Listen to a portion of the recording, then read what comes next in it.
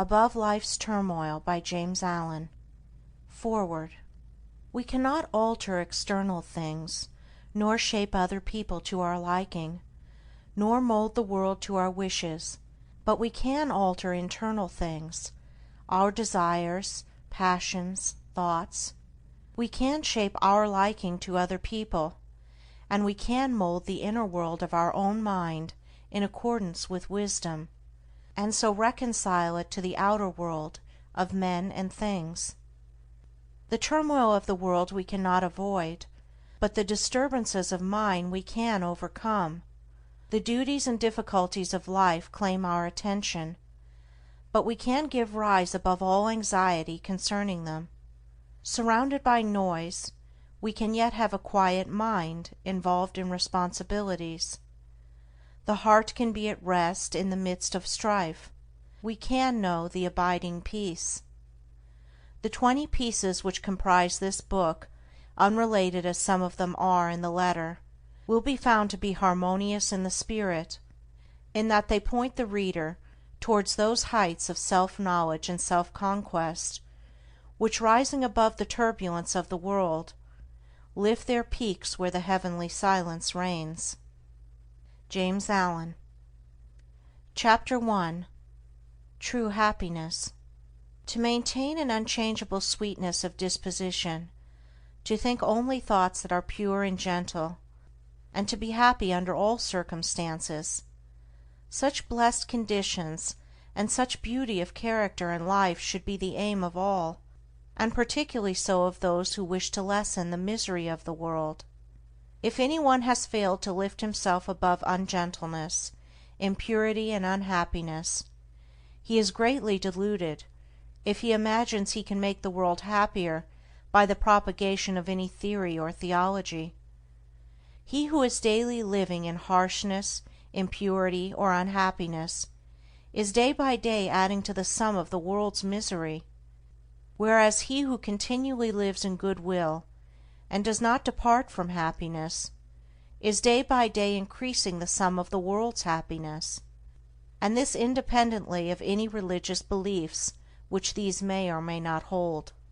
He who has not learned how to be gentle, or giving, loving, and happy, has learned very little, great though his book learning and profound his acquaintance which the letter of Scripture may be, for it is in the process of becoming gentle, pure, and happy that the deep, real, and enduring lessons of life are learned. Unbroken sweetness of conduct in the face of all outward antagonism is the infallible indication of a self-conquered soul, the witness of wisdom, and the proof of the possession of truth. A sweet and happy soul is the ripened fruit of experience and wisdom, and it sheds abroad the invisible yet powerful aroma of its influence, gladdening the hearts of others and purifying the world. And all who will, and who have not yet commenced, may begin this day, if they will so resolve, to live sweetly and happily, as becomes the dignity of a true manhood or womanhood. Do not say that your surroundings are against you. A man's surroundings are never against him, they are there to aid him, and all those outward occurrences over which you lose sweetness and peace of mind are the very conditions necessary to your development, and it is only by meeting and overcoming them that you can learn and grow and ripen. The fault is in yourself. Pure happiness is the rightful and healthy condition of the soul, and all may possess it if they will live purely and unselfish. Have good will to all that lives, letting unkindness die, and greed and wrath, so that your lives be made like soft airs passing by. Is this too difficult for you? Then unrest and happiness will continue to dwell with you. Your belief and aspiration and resolve are all that are necessary to make it easy, to render it in the near future a thing accomplished, a blessed state realized. Despondency, irritability, anxiety and complaining, condemning and grumbling, all these are thought cankers, mind diseases. They are the indications of a wrong mental condition, and those who suffer therefrom would do well to remedy their thinking and conduct. It is true there is much sin and misery in the world, so that all our love and compassion are needed, but our misery is not needed. There is already too much of that. No, it is our cheerfulness and happiness that are needed, for there is too little of that. We can give nothing better to the world than beauty of life and character. Without this all other things are vain. This is preeminently excellent. It is enduring, real, and not to be overthrown, and it includes all joy and blessedness. Cease to dwell pessimistically upon the wrongs around you. Dwell no more in complaints about and revolt against the evil in others, and commence to live free from all wrong and evil yourself. Peace of mind, pure religion, and true reform lie this way. If you would have others true, be true. If you would have the world emancipated from misery and sin, emancipate yourself. If you would have your home and your surroundings happy, be happy. You can transform everything around you if you will transform yourself. Don't bewail and bemoan. Don't waste yourself in rejection, nor bark against the bad, but chant the beauties of the good. And this you will naturally and spontaneously do as you realize the good in yourself. Chapter 2. The Immortal Man. Immortality is here and now, and is not a speculative something beyond the grave. It is the lucid state of consciousness in which the sensations of the body, the varying and unrestful states of mind, and the circumstances and events of life are seen to be of a fleeting and therefore of an illusory character. Immortality does not belong to time, and never will be found in time. It belongs to eternity, and just as time is here and now, so is eternity here and now, and a man may find that eternity and establish in it, if he will overcome the self that derives its life from the unsatisfying and perishable things of time. Whilst a man remains immersed in sensation, desire, and the passing events of his day-by-day existence, and regards those sensations, desires, and passing events as of the essence of himself, he can have no knowledge of immortality. The thing which such a man desires, and which he mistakes for immortality, is persistence, that is, a continuous succession of sensations and events in time. Living in, loving and clinging to, the things which stimulate and minister to his immediate gratification, and realizing no state of consciousness above and independent of this, he thirsts for its continuance, and strives to banish the thought that he will at last have to part from those earthly luxuries and delights to which he has become enslaved, and which he regards as being inseparable from himself.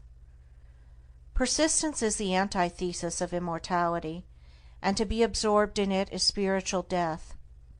Its very nature is change, impermanence. It is a continual living and dying. The death of the body can never bestow upon a man immortality. Spirits are not different from men, and live their little feverish life of broken consciousness, and are still immersed in change and mortality.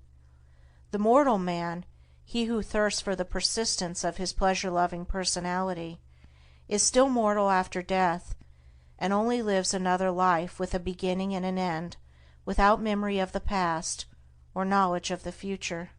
The immortal man is he who has detached himself from the things of time by having ascended into the state of consciousness which is fixed and unvariable, and is not affected by passing events and sensations.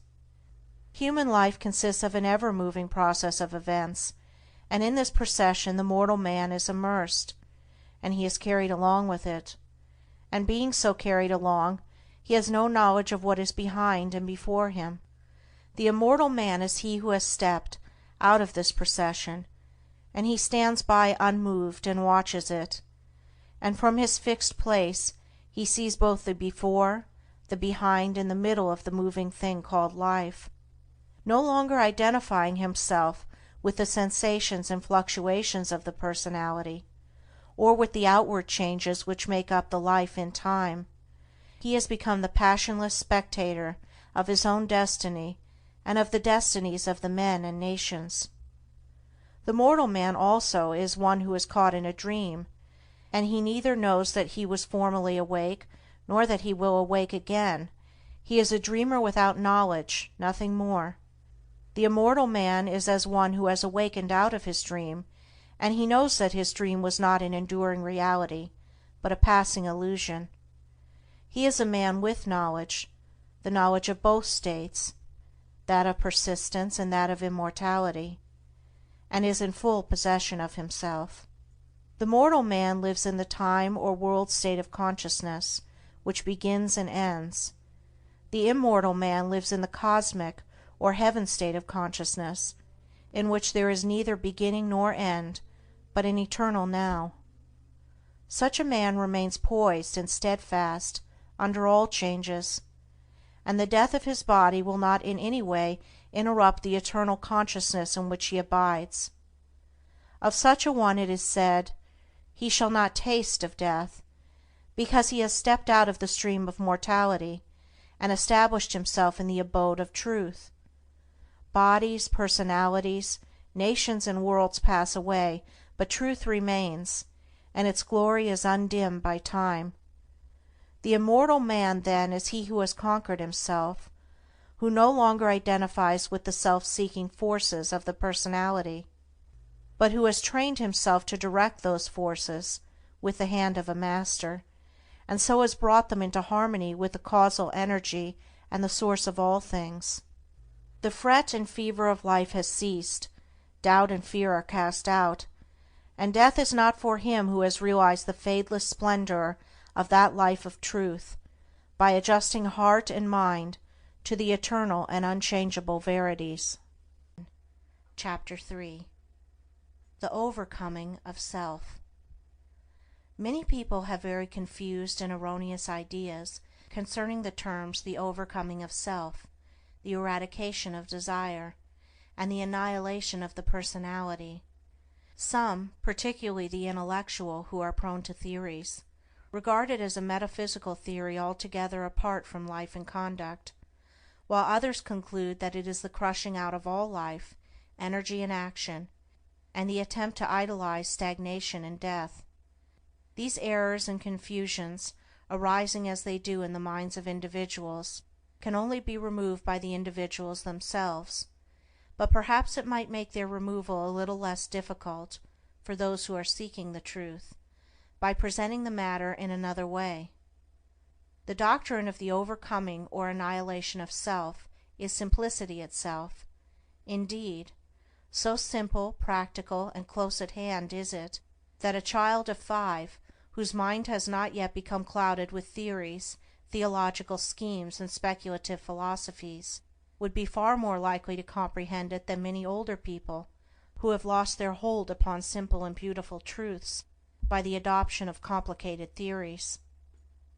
The annihilation of self consists in weeding out and destroying all those elements in the soul which lead to division, strife, suffering, disease, and sorrow. It does not mean the destruction of any good and beautiful and peace-producing quality. For instance, when a man is tempted to irritability or anger, and by a great effort overcomes the selfish tendency, casts it from him, and acts from the spirit of patience and love, in that moment of self-conquest he practices the annihilation of self.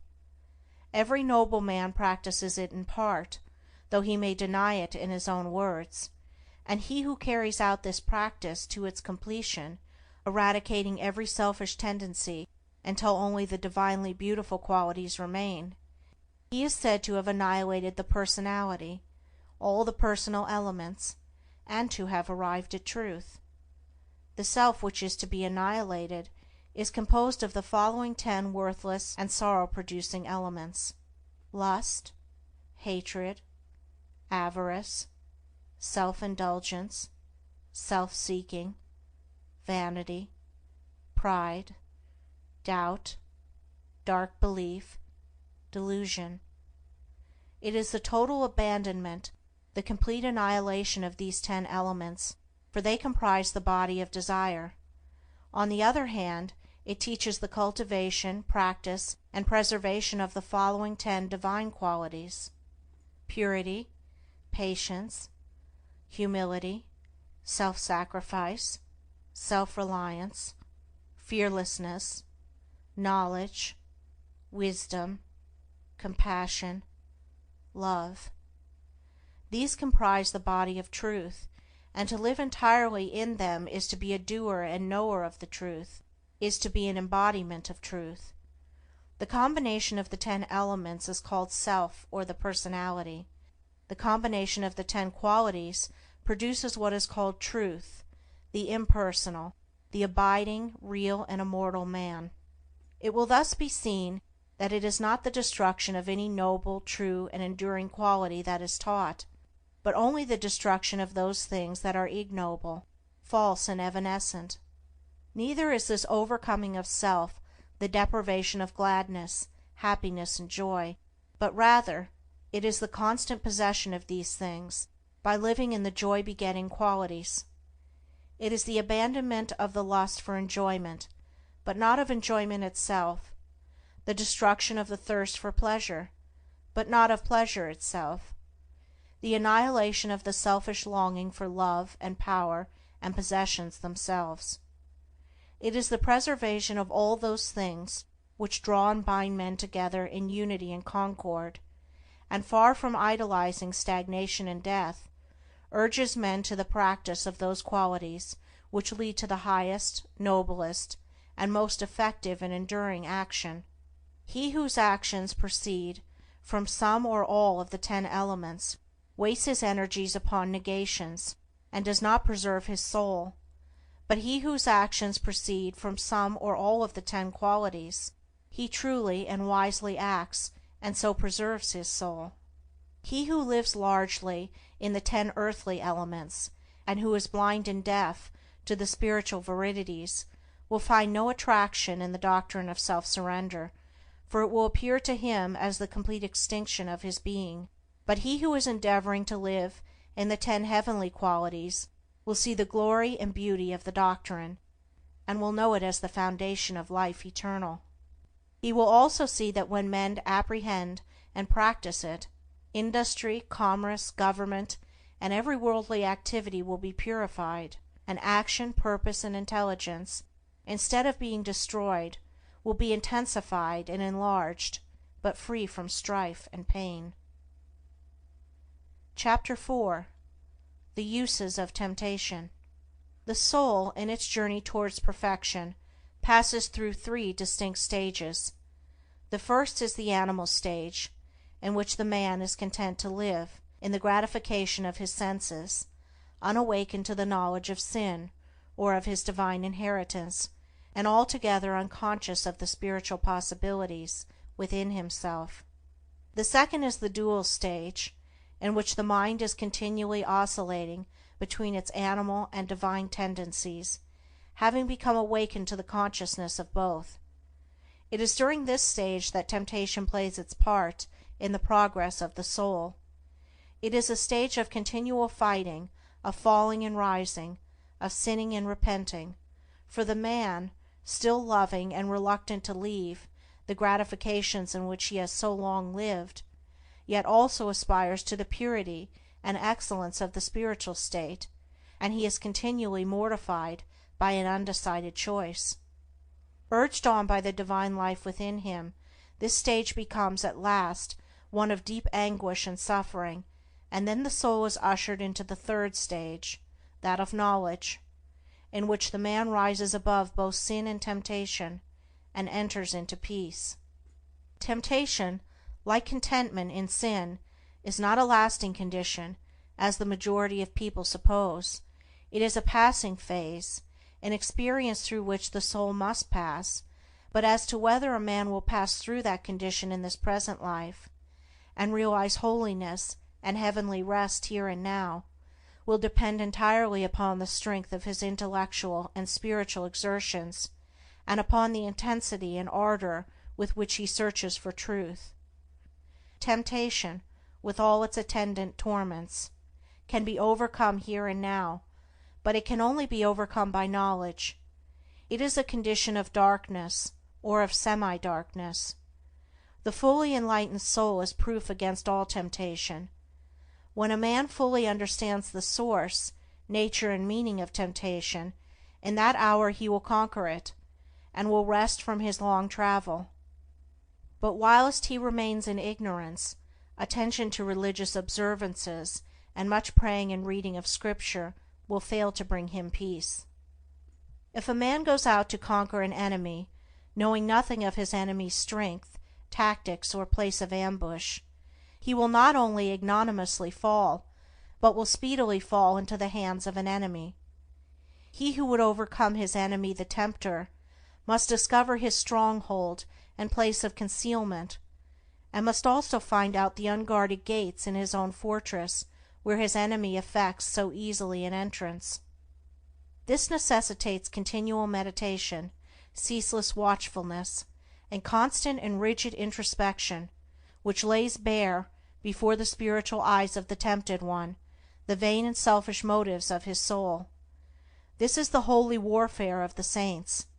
It is the fight upon which every soul enters when it awakens out of its long sleep of animal indulgence. Men fail to conquer, and the fight is indefinitely prolonged, because they labor, almost universally, under two delusions: first, that all temptations come from without, and second, that they are tempted because of their goodness. Whilst a man is held in bondage by these two delusions, he will make no progress. When he has shaken them off, he will pass on rapidly from victory to victory, and will taste of spiritual joy and rest. Two searching truths must take the place of these two delusions, and those truths are: first, that all temptation comes from within, and second, that a man is tempted because of the evil that is within him. The idea that God, a devil, evil spirits, or outward objects are the source of temptation must be dispelled. The source and cause of all temptation is in the inward desire. That being purified or eliminated, outward objects and extraneous powers are utterly powerless to move the soul to sin or to temptation. The outward object is merely the occasion of the temptation, never the cause. This is the desire of the one tempted. If the cause existed in the object, all men would be tempted alike, temptation could never be overcome, and men would be hopelessly doomed to endless torment. But seated, as it is, in his own desires, he has the remedy in his own hands, and can become victorious over all temptation by purifying those desires.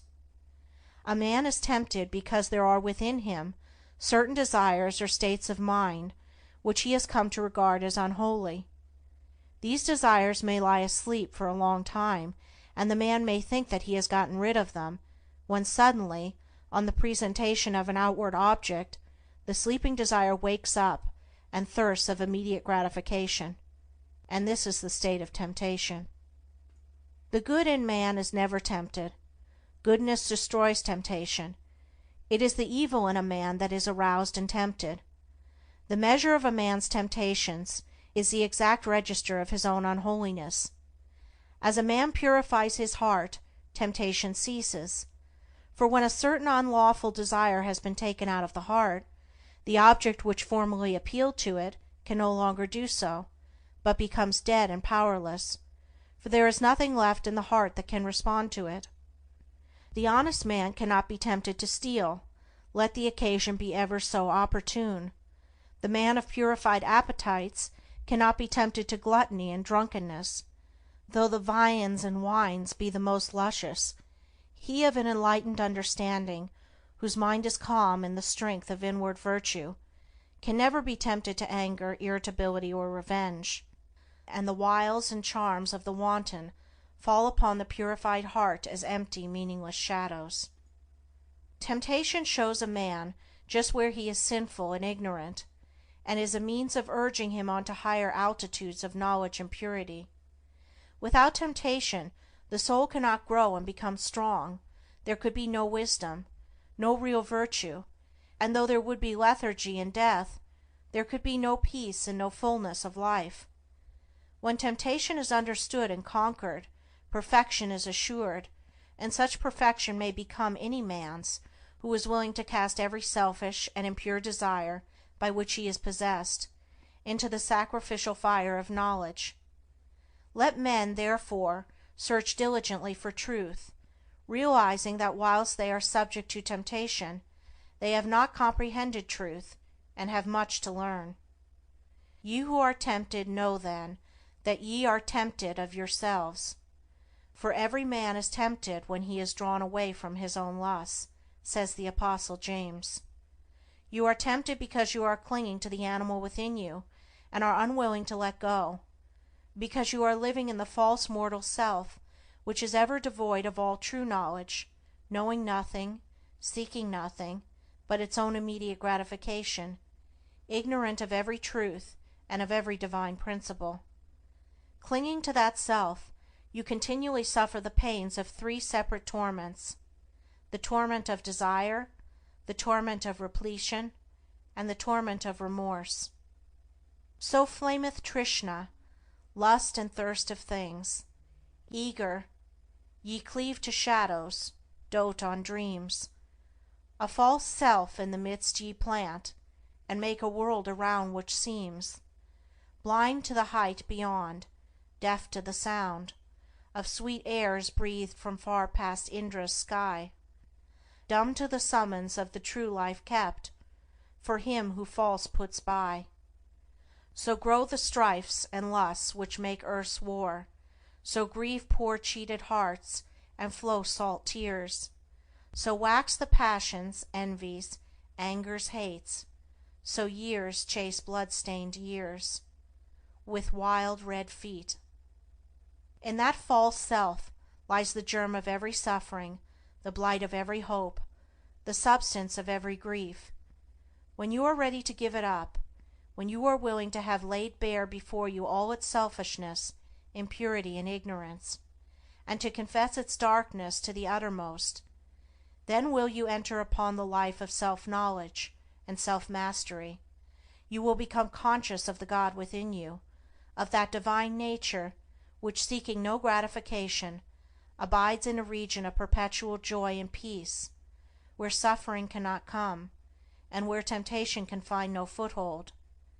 Establishing yourself day by day more and more firmly in that inward divinity, the time will at last come when you will be able to stay with Him whom millions worship, few understand, and fewer still follow.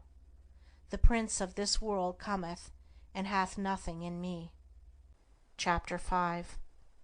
The Man of Integrity.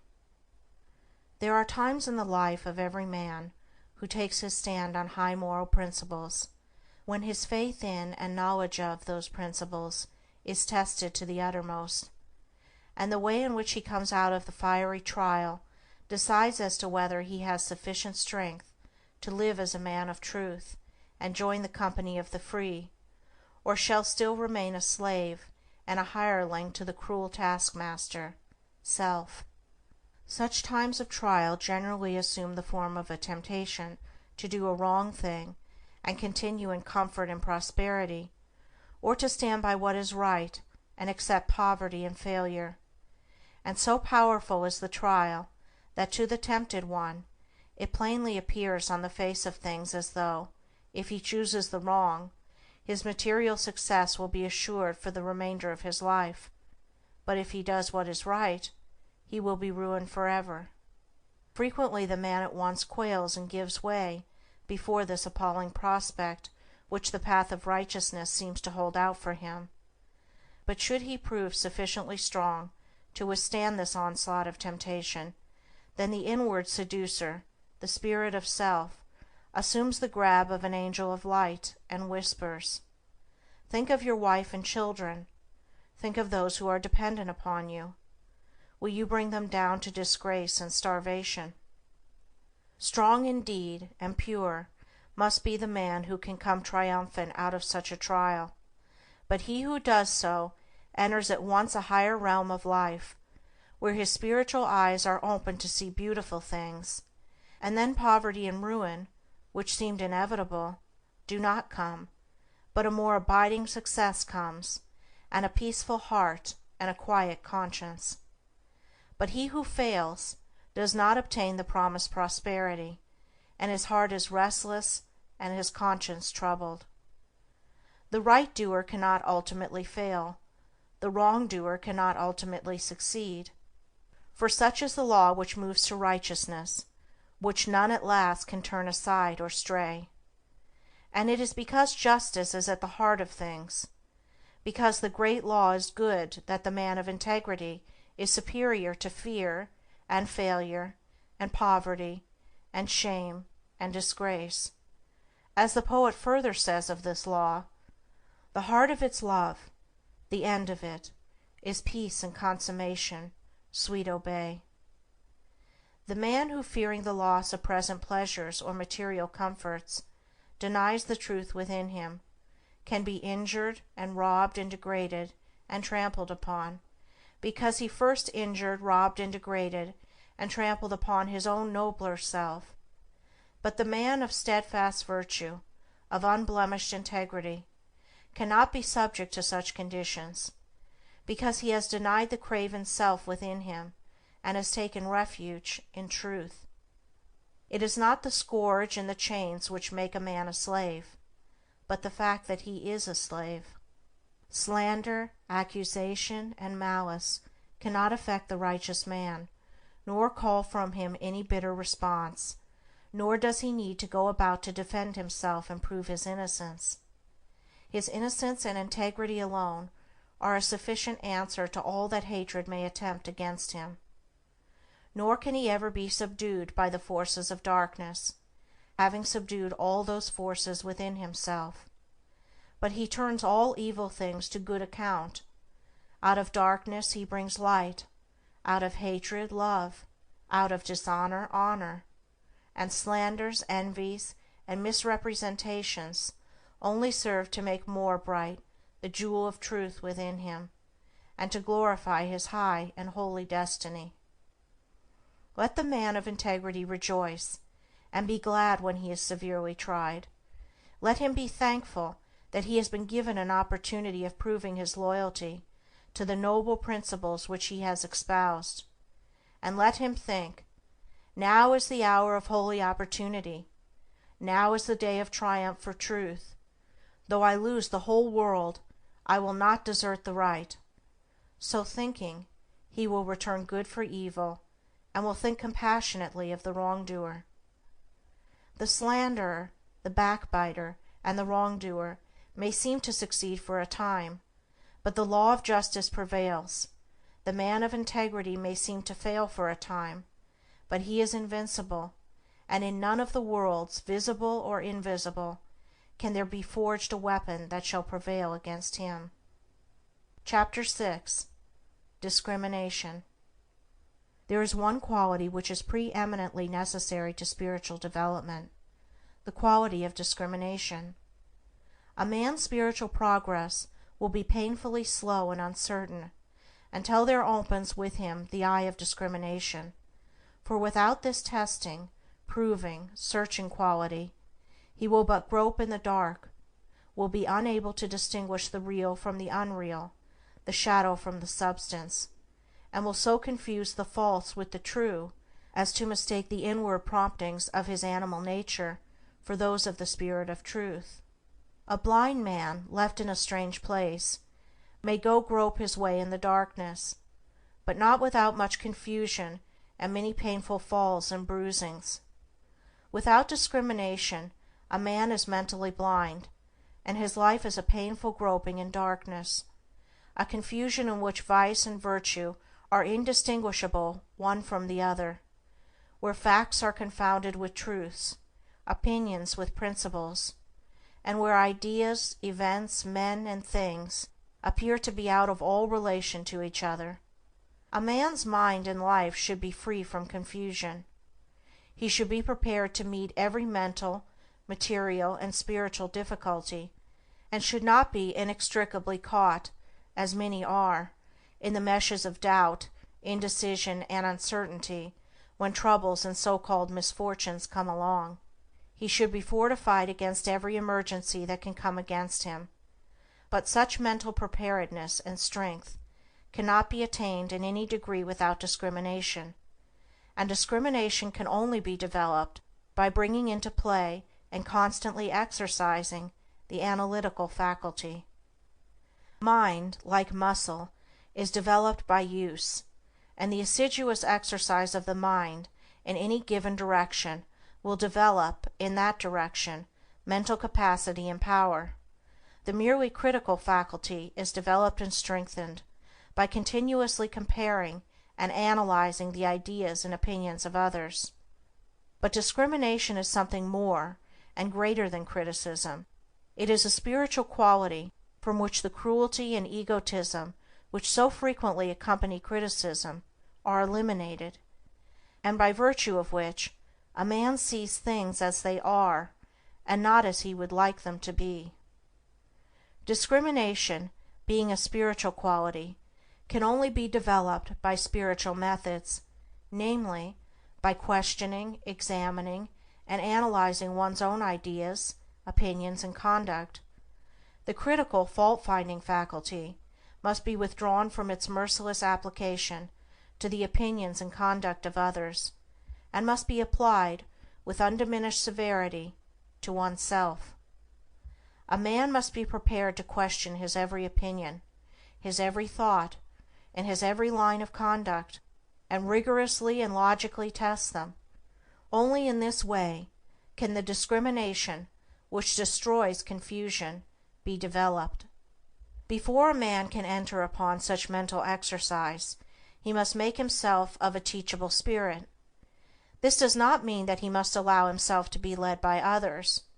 It means that he must be prepared to yield up any cherished thoughts to which he clings, if it will not bear the penetrating light of reason, if it shrivels up before the pure flames of searching aspirations. The man who says, "I am right," and who refuses to question his position in order to discover whether he is right, will continue to follow the line of his passions and prejudices, and will not acquire discrimination.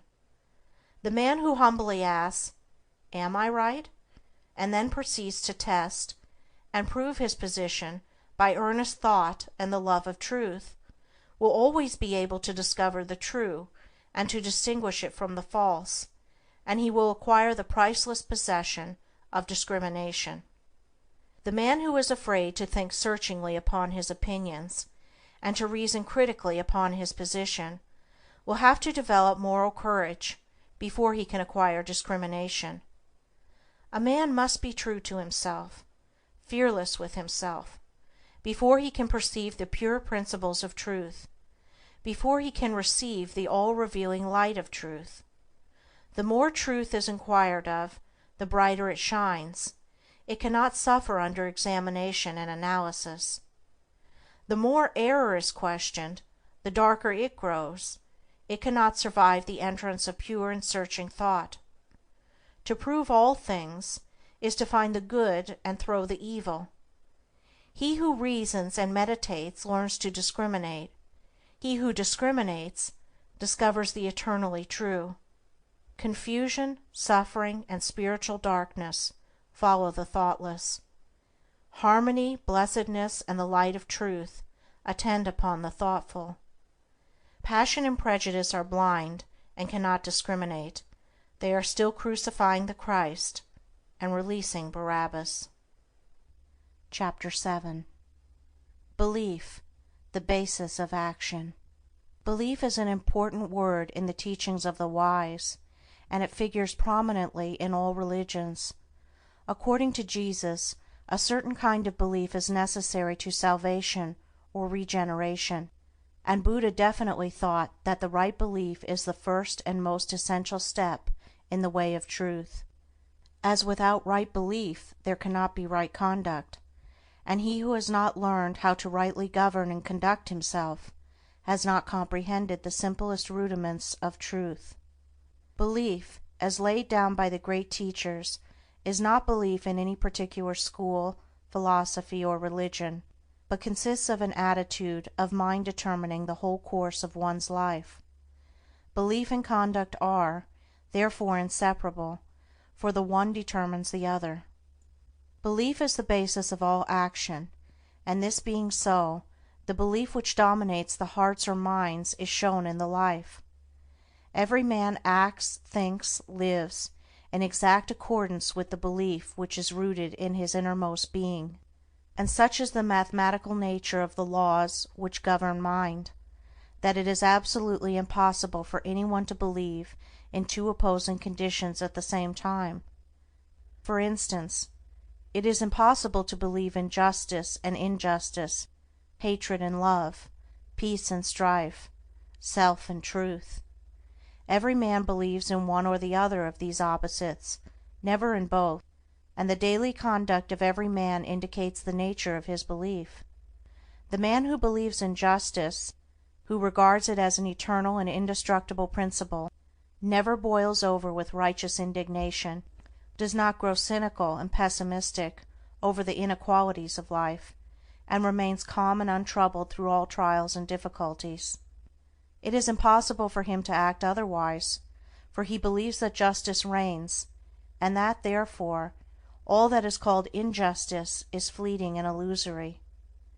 The man who is continually getting enraged over the injustice of his fellow man, who talks about himself being badly treated, or who mourns the lack of justice in the world around him, shows by his conduct, his attitude of mind, that he believes in injustice.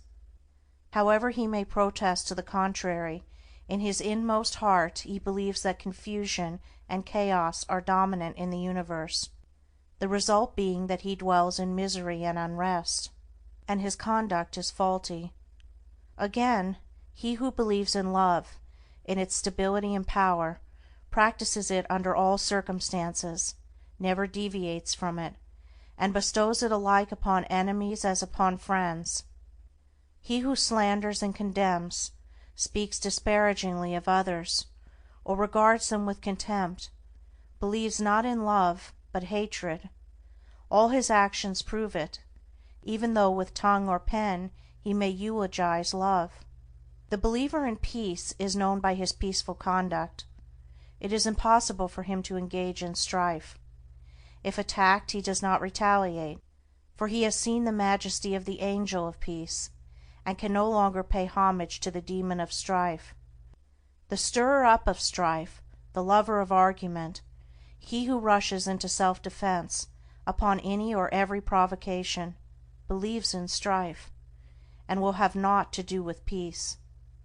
Further, he who believes in truth renounces himself, that is, he refuses to center his life in those passions, desires, and characteristics which crave only their gratification, and by thus renouncing, he becomes steadfastly fixed in truth, and lives a wise, beautiful, and blameless life.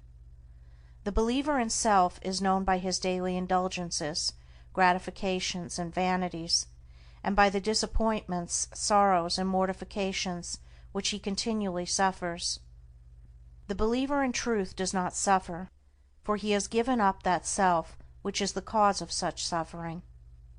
It will be seen by the foregoing that every man believes either in permanent and eternal principles directing human life towards law and harmony, or in the negation of those principles, with the resultant chaos in human affairs and in his own life. Belief in the divine principles of justice, compassion, love, constitutes the right belief laid down by Buddha as being the basis of right conduct, and also the belief unto salvation as emphasized in the Christian scriptures, for he who so believes cannot do otherwise than build his whole life upon these principles, and so purifies his heart and perfects his life. Belief in the negation of this divine principle constitutes what is called, in all religions, unbelief, and this unbelief is manifested as a sinful, troubled, and imperfect life. Where there is right belief, there is a blameless and perfect life. Where there is false belief, there is sin, there is sorrow, the mind and life are improperly governed, and there is affliction and unrest. By their fruits ye shall know them. There is much to talk about belief in Jesus, but what does belief in Jesus mean? It means belief in His words, in the principles He enunciated and lived, in His commandments, and in His exemplary life of perfection. He who declares belief in Jesus, and yet is all the time living in his lusts and indulgences, or in the spirit of hatred and condemnation, is self-deceived. He believes not in Jesus, he believes in his own animal self. As a faithful servant delights in carrying out the commands of his master, so he who believes in Jesus carries out His commandments, and so is saved from sin. The supreme test of belief in Jesus is this: do I keep His commandments? And this test is applied by St. John himself in the following words: He is that saint, I know him, Jesus, and keepeth not His commandments, is a liar, and the truth is not in him. But whose keepeth His word, in him verily is the word of God perfected. It will be found after a rigid and impartial analysis that belief lies at the root of all human conduct. Every thought, every act, every habit is the direct outcome of a certain fixed belief, and one's conduct alters only as one's belief are modified. What we cling to in that we believe, we practice in that we believe. When our belief in a thing ceases, we can no longer cling to or practice it. It falls away from us as a garment outworn. Men cling to their lusts and lies and vanities because they believe in them, believe there is gain and happiness in them. When they transfer their belief to the divine qualities of purity and humility, those sins trouble them no more. Men are saved from error by belief in the supremacy of truth. They are saved from sin by belief in holiness or perfection. They are saved from evil by belief in good, for every belief is manifested in the life. It is not necessary to inquire as to a man's theological belief, for that is of little or no account. For what can it avail a man to believe that Jesus died for him, or that Jesus is God, or that he is justified by faith, if he continues to live in his lower sinful nature? All that is necessary to ask is this: how does a man live? How does he conduct himself under trying circumstances? The answer to these questions will show whether a man believes in the power of evil or in the power of good. He who believes in the power of good lives a good spiritual or godly life, for goodness is God, yea, verily is God Himself, and he will soon leave behind him all sins and sorrows, who believes, with steadfast and unwavering faith, in the Supreme Good. Chapter 8. The Belief that Saves. It has been said that a man's whole life and character is the outcome of his belief, and also that his belief has nothing whatever to do with his life. Both statements are true. The confusion and contradiction of these two statements are only apparent, and are quickly dispelled when it is remembered that there are two entirely distinct kinds of beliefs, namely, head belief and heart belief. Head, or intellectual belief, is not fundamental and causative, but it is superficial and consequent, and that it has no power in the molding of a man's character, the most superficial observer may easily see. Take, for instance, half a dozen men from any creed. They not only hold the same theological belief, but confess the same articles of faith in every particular, and yet their characters are vastly different. One will be just as noble as another is ignoble. One will be mild and gentle, another coarse and irascible. One will be honest, another dishonest. One will indulge certain habits which another will rigidly abjure, and so on, plainly indicating that theological belief is not an influential factor in a man's life. A man's theological belief is merely his intellectual opinion or view of the universe. God, the Bible, etc., and behind and underneath this head belief there lies, deeply rooted in his innermost being, the hidden, silent, secret belief of his heart, and it is this belief which molds and makes his whole life. It is this which makes those 6 men who, whilst holding the same theology, are yet so vastly at variance in their deeds. They differ in the vital belief of the heart. What, then, is this heart belief? It is that which a man loves and clings to and fosters in his soul. For he thus loves and clings to and fosters in his heart, because he believes in them, and believing in them and loving them, he practices them. Thus is his life the effect of his belief, but it has no relation to the particular creed which comprises his intellectual belief. One man clings to impure and immoral things because he believes in them. Another man does not cling to them because he has ceased to believe in them. A man cannot cling to anything unless he believes in it. Belief always precedes action, therefore a man's deeds and life are the fruits of his belief. The priest and the Levite who passed by the injured and helpless man held, no doubt, very strongly to the theological doctrines of their fathers. That was their intellectual belief, but in their hearts they did not believe in mercy, and so lived and acted accordingly. The Good Samaritan may or may not have had any theological beliefs, nor was it necessary that he should have, but in his heart he believed in mercy, and acted accordingly. Strictly speaking, there are only 2 beliefs which vitally affect the life, and they are belief in good and belief in evil. He who believes in all those things that are good will love them and live in them. He who believes in those things that are impure and selfish will love them and cling to them. The tree is known by its fruits. A man's beliefs about God, Jesus, and the Bible are one thing. His life, as bound up in his actions, is another. Therefore a man's theological belief is of no consequence. But the thoughts which he harbors, his attitude of mind towards others, and his actions, these, and these only, determine and demonstrate whether the belief of a man's heart is fixed in the false or true. Chapter 9. Thought and Action. As the fruit to the tree and the water to the spring, so is action to thought. It does not come into manifestation suddenly and without a cause. It is the result of a long and silent growth, the end of a hidden process which has long been gathering force.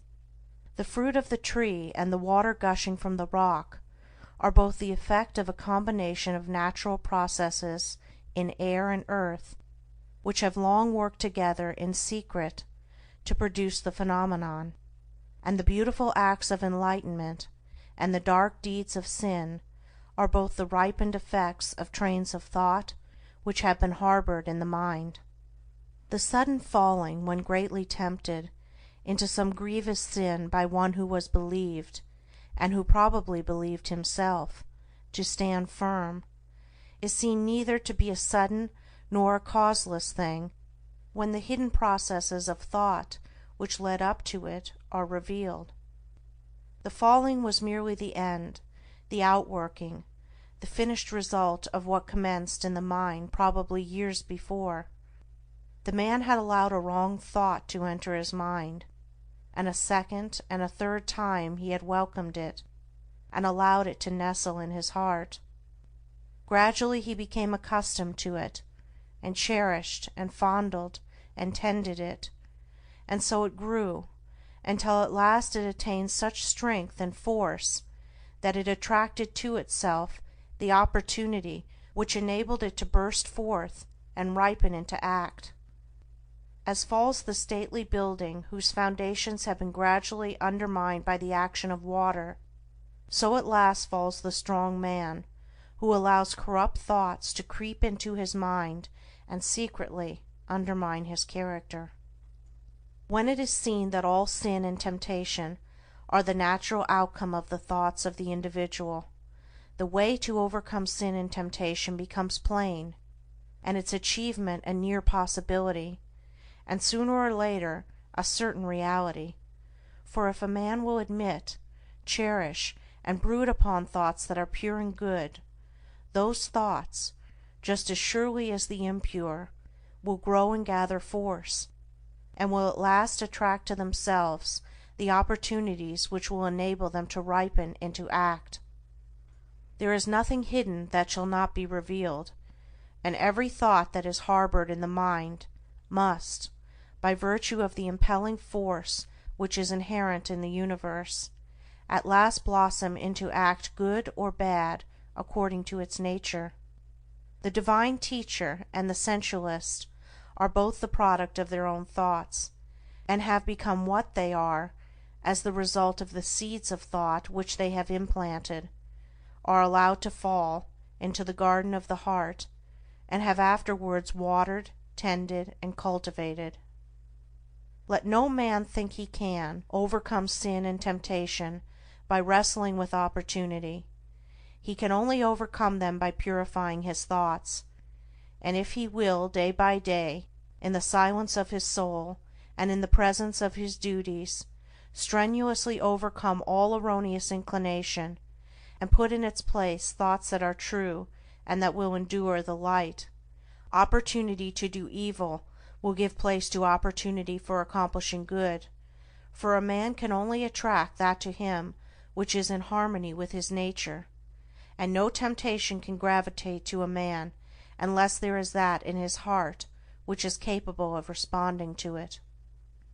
Guard well your thoughts, reader, for what you really are in your secret thoughts today, be it good or evil, you will, sooner or later, become an actual deed. He who unwearyingly guards the portals of his mind against the intrusion of sinful thoughts, and occupies himself with loving thoughts, with pure, strong, and beautiful thoughts, will, when the season of their ripening comes, bring forth the fruits of gentle and holy deeds, and no temptation that can come against him shall find him unarmed or unprepared. Chapter 10. Your Mental Attitude. As a being of thought, your dominant mental attitude will determine your conditions in life. It will also be the gauge of your knowledge and the measure of your attainment. The so-called limitations of your nature are the boundary lines of your thoughts. They are self-erected fences, and can be drawn to a narrower circle, extended to a wider, or be allowed to remain.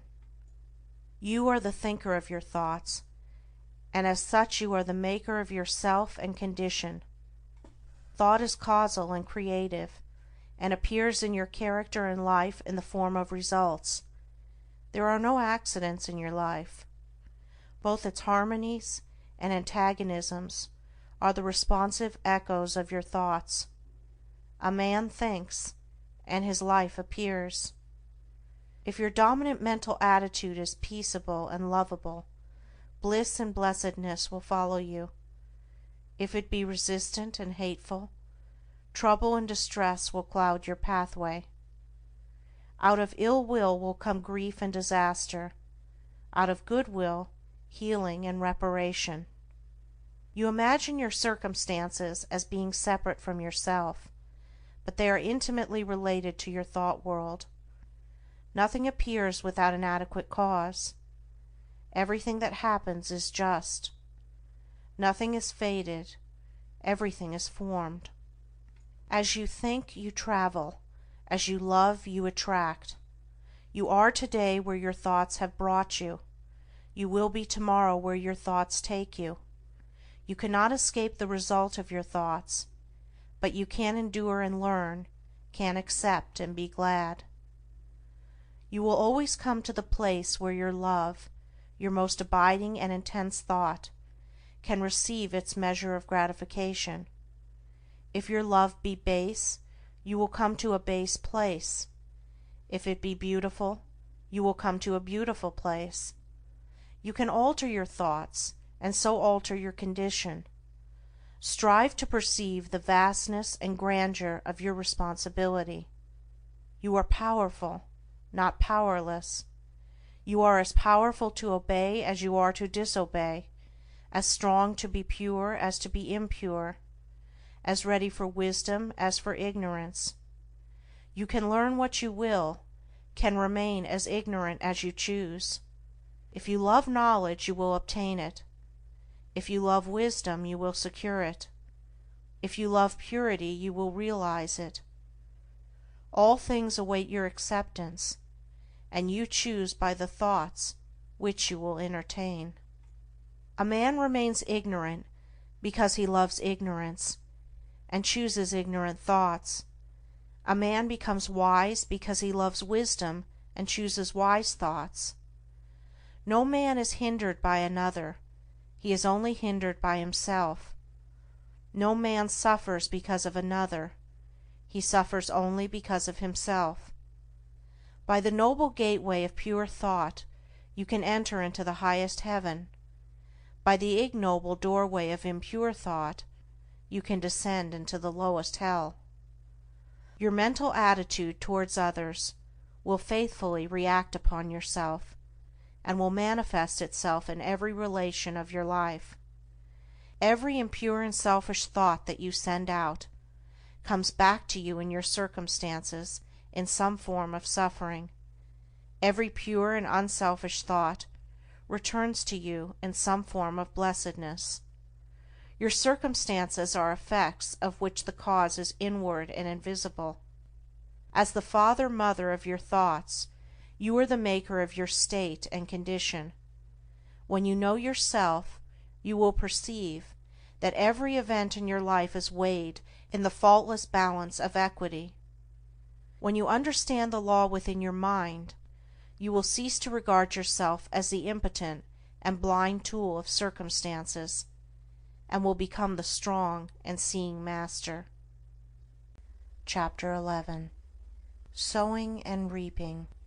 Go into the fields and country lanes in the springtime, and you will see farmers and gardeners busy sowing seeds in the newly prepared soil. If you were to ask any one of those gardeners or farmers what kind of produce he expected from the seed he was sowing, he would doubtless regard you as foolish, and would tell you that he does not expect at all, that it is a matter of common knowledge that his produce will be of the kind which he is sowing, and that he is sowing wheat or barley or turnips, as the case may be, in order to reproduce that particular kind. Every fact and process in nature contains a moral lesson for the wise man. There is no law in the world of nature around us which is not to be found operating within the same mathematical certainty in the mind of man and in human life. All of the parables of Jesus are illustrative of this truth, and are drawn from the simple facts of nature. There is a process of seed sowing in the mind and life of a spiritual sowing, which leads to a harvest according to the kind of seed sown.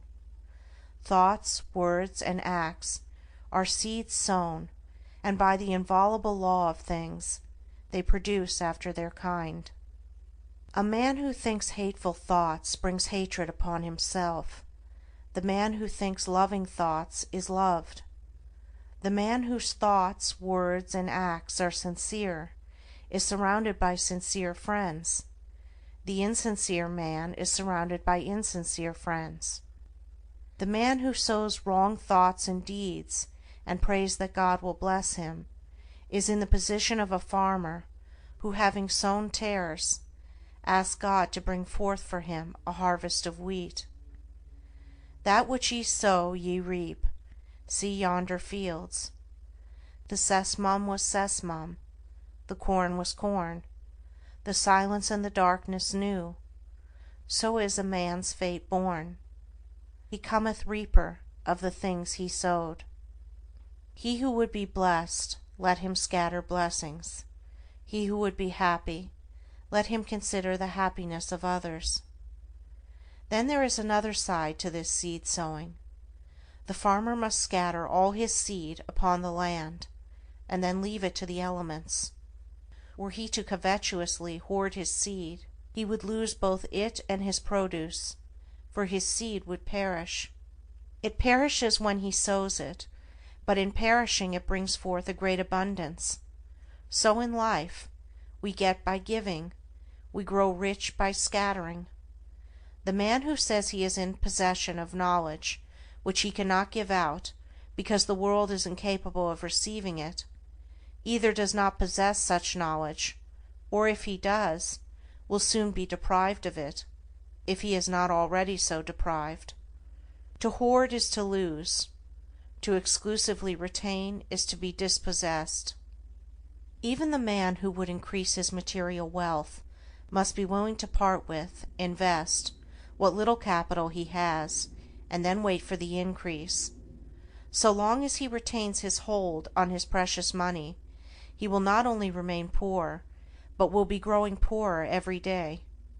He will, after all, lose the thing he loves, and will lose it without increase. But if he wisely lets it go, if, like the farmer, he scatters his seeds of gold, then he can faithfully wait for, and reasonably expect, the increase. Men are asking God to give them peace and purity, and righteousness and blessedness, but are not obtaining these things. And why not? Because they are not practicing them, not sowing them. I once heard a preacher pray very earnestly for forgiveness, and shortly afterwards, in the course of his sermon, he called upon his congregation to show no mercy to the enemies of the church.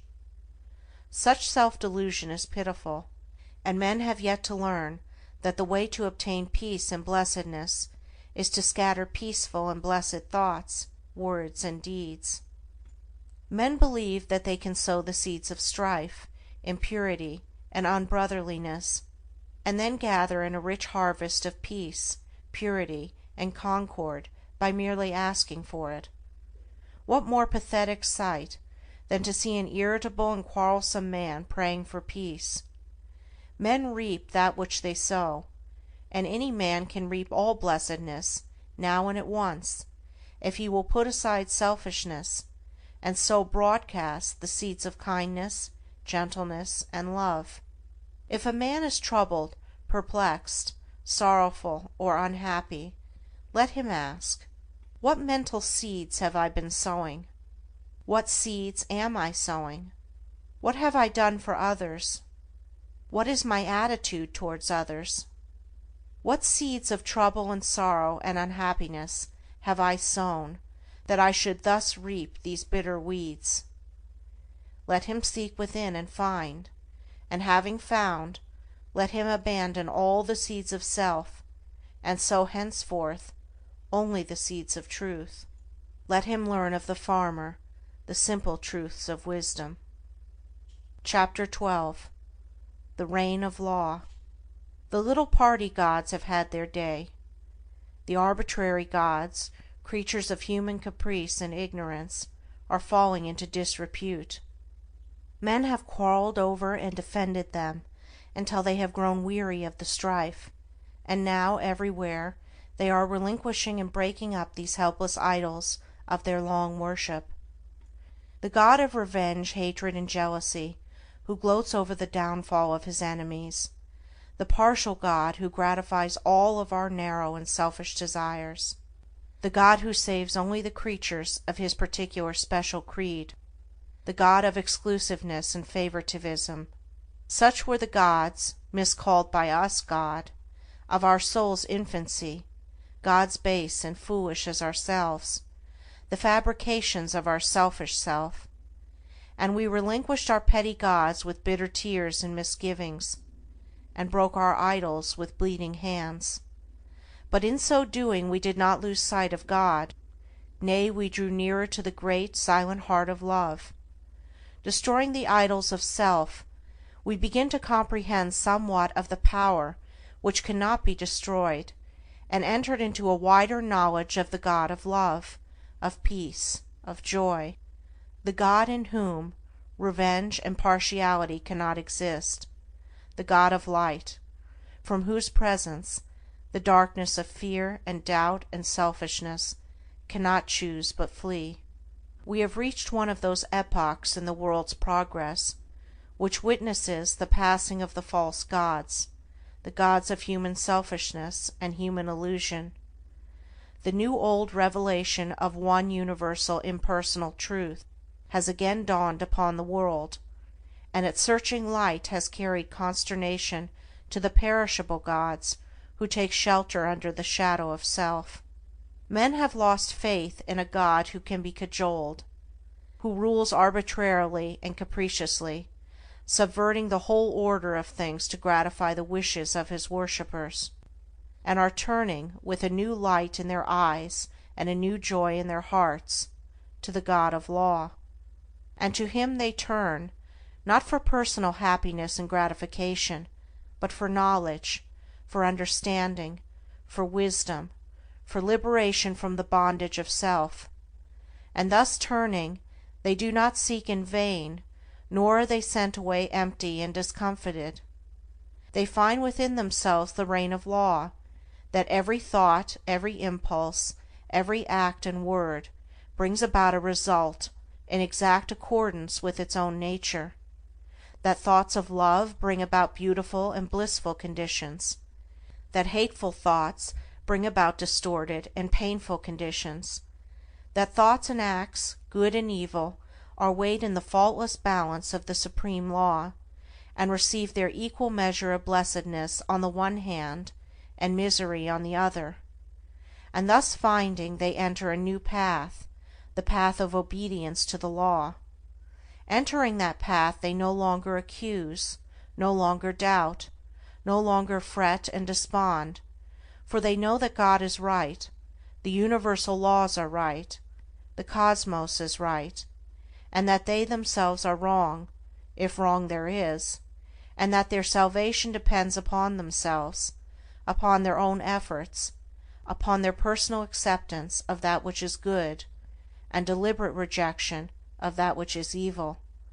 No longer merely hearers, they become doers of the word, and they acquire knowledge, they receive understanding, they grow in wisdom, and they enter into the glorious life of liberation from the bondage of self. The law of the Lord is perfect, enlightening the eyes. Imperfection lies in man's ignorance, in man's blind folly. Perfection, which is knowledge of the perfect law, is ready for all who earnestly seek it. It belongs to the order of things. It is yours and mine now, if we will only put self-seeking on one side, and adopt the life of self-obliteration. The knowledge of truth, with its unspeakable joy, its calmness and quiet strength, is not for those who persist in clinging to their rights, defending their interests, and fighting for their opinions, whose works are imbued with the personal I, and who build upon the shifting sands of selfishness and egotism. It is for those who renounce these causes of strife, these sources of pain and sorrow, and they are, indeed, children of truth, disciples of the Master, worshippers of the Most High. The children of truth are in the world today. They are thinking, acting, writing, speaking, yea, even prophets are among us, and their influence is pervading the whole earth. An undercurrent of holy joy is gathering force in the world, so that men and women are moved with new aspirations and hopes, and even those who neither see nor hear feel within themselves strange yearnings after a better and fuller life. The law reigns, and it reigns in men's hearts and lives, and they have come to understand the reign of law who have sought out the tabernacle of the true God by the fair pathway of unselfishness.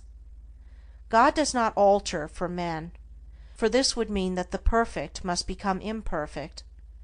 Man must alter for God, and this implies that the imperfect must become perfect. The law cannot be broken for man, otherwise confusion would ensue. Man must obey the law. This is in accordance with harmony, order, justice. There is no more painful bondage than to be at the mercy of one's inclinations, no greater liberty than utmost obedience to the law of being. And the law is that the heart shall be purified, the mind regenerated, and the whole being brought in subjection to love, till self is dead, and love is all in all, for the reign of law is the reign of love. and love waits for all, rejecting none. Love may be claimed and entered into now, for it is the heritage of all. Ah, beautiful truth! To know now that man may accept his divine heritage, and enter the kingdom of heaven. Oh, pitiful error! To know that man rejects it because of love of self. Obedience to the law means the destruction of sin and self, and the realization of unclouded joy and undying peace. Clinging to one's selfish inclinations means the drawing about one's soul clouds of pain and sorrow which darken the light of truth, the shutting out of oneself from all real blessedness, for whatsoever a man sows, that shall he also reap. Verily the law reigneth, and reigneth forever, and justice and love are its eternal ministers. Chapter 13. The Supreme Justice. The material universe is maintained and preserved by the equilibrium of its forces. The moral universe is sustained and protected by the perfect balance of its equivalents. As in the physical world nature abhors a vacuum, so in the spiritual world disharmony is annulled. Underlying the disturbances and destructions of nature, and behind the mutability of its forms, there abides the eternal and perfect mathematical symmetry, and at the heart of life, behind all its pain, uncertainty, and unrest, there abide the eternal harmony, the unbroken peace, and inviolable justice. Is there, then, no injustice in the universe? There is injustice, and there is not. It depends upon the kind of life and the state of consciousness from which a man looks out upon the world and judges. The man who lives in his passions sees injustice everywhere. The man who has overcome his passions sees the operations of justice in every department of human life. Injustice is the confused, feverish dream of passion, real enough to those who are dreaming it. Justice is the permanent reality in life, gloriously visible to those who have wakened out of the painful nightmare of self. The divine order cannot be perceived until passion and self are transcended. The faultless justice cannot be apprehended until all sense of injury and wrong is consumed in the pure flames of all-embracing love. The man who thinks, "I have been slighted, I have been injured, I have been insulted, I have been treated unjustly," cannot know what justice is. Blinded by self, he cannot perceive the pure principles of truth, and brooding upon his wrongs, he lives in continual misery. In the region of passion there is a ceaseless conflict of forces, causing suffering to all who are involved in them. There is action and reaction, deed and consequence, cause and effect, and within and above all is the divine justice, regulating the play of forces with the utmost mathematical accuracy, balancing cause and effect with the finest precision. But this justice is not perceived, cannot be perceived, by those who are engaged in the conflict. Before this can be done, the fierce warfare of passion must be left behind. The world of passion is the abode of schisms, quarrelings, wars, lawsuits, accusations, condemnations, impurities, weaknesses, follies, hatreds, revenges, and resentments. How can a man perceive justice or understand truth who is even partly involved in the fierce play of its blinding elements? As well expect a man caught in the flames of a burning building to sit down and reason out the cause of the fire. In this realm of passion, men see injustice in the actions of others, because seeing only immediate appearances, they regard every act as standing by itself, undetached from cause and consequence. Having no knowledge of cause and effect in the moral sphere, men do not see the exacting and balancing process which is momentarily proceeding, nor do they ever regard their own actions as unjust, but only the actions of others. A boy beats a defenseless animal, then a man beats the defenseless boy for his cruelty, then a stronger man attacks the man for his cruelty to the boy. Each believes the other to be unjust and cruel, and himself to be just and humane. And doubtless most of all would the boy justify his conduct toward the animal as altogether necessary. Thus does ignorance keep alive hatred and strife, thus do men blindly inflict suffering upon themselves, living in passion and resentment, and not finding the true way in life. Hatred is met with hatred, passion with passion, strife with strife. The man who kills is himself killed, the thief who lives by depriving others is himself deprived. The beast that preys on others is hunted and killed, the accuser is accused, the condemner is condemned, the denouncer is persecuted. By this the slayer's knife doth stab himself, the unjust judge has lost his own defender, the false tongue dooms its lie, the creeping thief and spoiler rob to render. Such is the law. Passion also has its active and passive sides. Fool and fraud, oppressor and slave, aggressor and retaliator, the charlatan and the superstitious, complement each other, and come together by the operation of the law of justice. Men unconsciously cooperate in the mutual production of affliction, the blind lead the blind, and both fall together into the ditch. Pain, grief, sorrow, and misery are the fruits of which passion is the flower. Where the passion-bound soul sees only injustice, the good man, who has conquered passion, sees cause and effect, sees the supreme justice. It is impossible for such a man to regard himself as treated unjustly, because he has ceased to see injustice. He knows that no one can injure or cheat him, having ceased to injure or cheat himself. However passionately or ignorantly men may act towards him, it cannot possibly cause him any pain, for he knows that whatever comes to him, it may be abuse and persecution, can only come as the effect of what he himself has formerly sent out. He therefore regards all things as good, rejoices in all things, loves his enemies and blesses them that curse him, regarding them as the blind but beneficent instruments by which he is enabled to pay his moral debts to the great law. The good man, having put away all resentment, retaliation, self-seeking, and egotism, has arrived at a state of equilibrium, and has thereby become identified with the eternal and universal equilibrium. Having lifted himself above the blind forces of passion, he understands those forces, contemplates them with a calm penetrating insight, like the solitary dweller upon a mountain, who looks down upon the conflict of the storms beneath his feet. For him injustice has ceased, and he sees ignorance and suffering on the one hand, and enlightenment and bliss on the other. He sees that not only do the fool and the slave need his sympathy, but that the fraud and the oppressor are equally in need of it, and so his compassion is extended towards all. The supreme justice and the supreme love are one.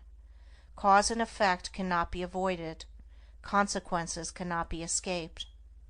While a man is given to hatred, resentment, anger, and condemnation, he is subject to injustice as the dreamer to his dream, and cannot do otherwise than see injustice.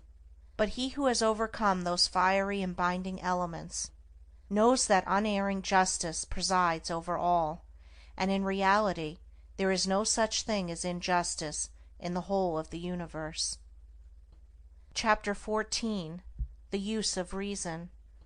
We have heard it said that reason is a blind guide, and that it draws men away from truth rather than leads them to it. If this were true, it would be better to remain, or to become, unreasonable, and to persuade others to do so. We have found, however, that the diligent cultivation of the divine faculty of reason brings about calmness and mental poise, and enables one to meet cheerfully the problems and difficulties of life. It is true that there is a higher light than reason, even that of the Spirit of Truth itself, but without the aid of reason, truth cannot be apprehended.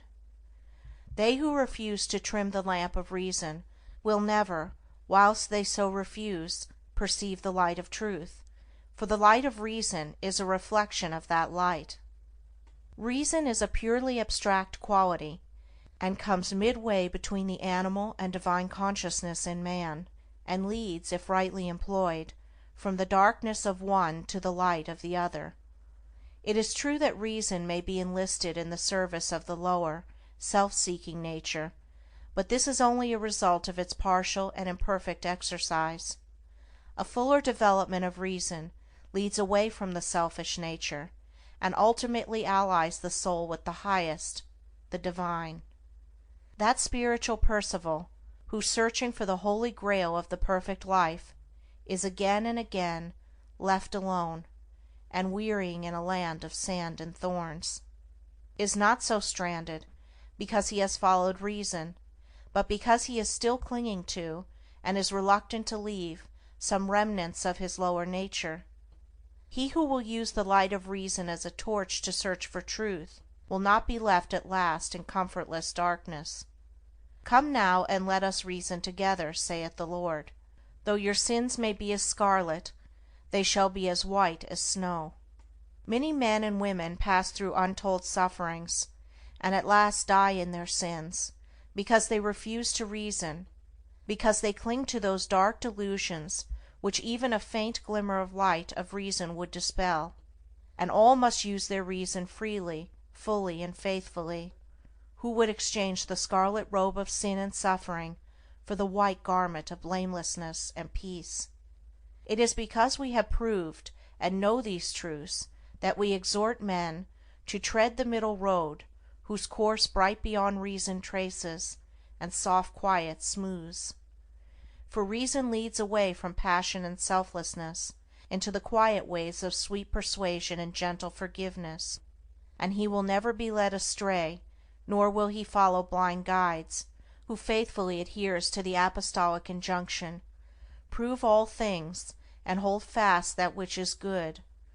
They therefore who despise the light of reason despise the light of truth.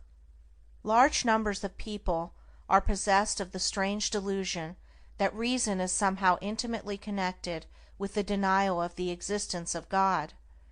This is probably due to the fact that those who try to prove that there is no God usually profess to take their stand upon reason, while those who try to prove the reverse generally profess to take their stand on faith. Such argumentative combatants, however, are frequently governed more by prejudice than either faith or reason, their object being not to find truth, but to defend and confirm a preconceived opinion. Reason is concerned not with ephemeral opinions, but with the established truth of things, and he who is possessed of the faculty of reason in its purity and excellence can never be enslaved by prejudice, and will put from him all preconceived opinions as worthless. He will never attempt to prove nor disprove, but after balancing extremes and bringing together all apparent contradictions, he will carefully and dispassionately weigh and consider them, and so arrive at truth. Reason is, in reality, associated with all that is pure and gentle, moderate and just. It is said of a violent man that he is unreasonable, of a kind and considerate man that he is reasonable, and of an insane man that he has lost his reason. Thus it is seen that the word is used, even to a great extent unconsciously, though none the less truly, in a very comprehensive sense, and though reason is not actually love and thoughtfulness, and gentleness and sanity, it leads to, and is intimately connected with these divine qualities, and cannot, except for purposes of analysis, be dissociated with them. Reason represents all that is high and noble in man. It distinguishes him from the brute which blindly follows its animal inclinations. And just in the degree that man disobeys the voice of reason and follows his inclinations does he become brutish, As Milton says, reason in man obscured, or not obeyed, immediately inordinate desires and upstart passions catch the government, from reason and to servitude reduce, man till then free. The following definition of reason, from Nuttall's Dictionary, will give you some idea of the comprehensiveness of the word. The cause, ground, principle, or motive of anything said or done, efficient cause, final cause, the faculty of intelligence in man, especially the faculty by which we arrive at necessary truth. It will thus be seen that reason is a term, the breadth of which is almost sufficient to embrace even truth itself, and Archbishop Trench tells us in his celebrated work on the study of words, that the terms reason and word are indeed so essentially one and the same that the Greek language has one word for them both, so that the word of God is the reason of God, and one of the renderings of Lao Tzu's Tao is reason, so that in the Chinese translation of our New Testament, St. John's Gospel runs, "In the beginning was the Tao." To the undeveloped and uncharitable mind all words have narrow applications, but as a man enlarges his sympathies and broadens his intelligence, words become filled with rich meanings and assume comprehensive proportions. Let us therefore cease from foolish quarrellings about words, and like reasonable beings, search for principles and practice those things which make for unity and peace. Chapter 15. Self-discipline. A man does not live until he begins to discipline himself. He merely exists. Like an animal, he gratifies his desires and pursues his inclinations just where they may lead him. He is happy as a beast is happy, because he is not conscious of what he is depriving himself. He suffers as the beast suffers, because he does not know the way out of suffering. He does not intelligently reflect upon life, and lives in a series of sensations, longings, and confused memories which are unrelated to any central idea or principle.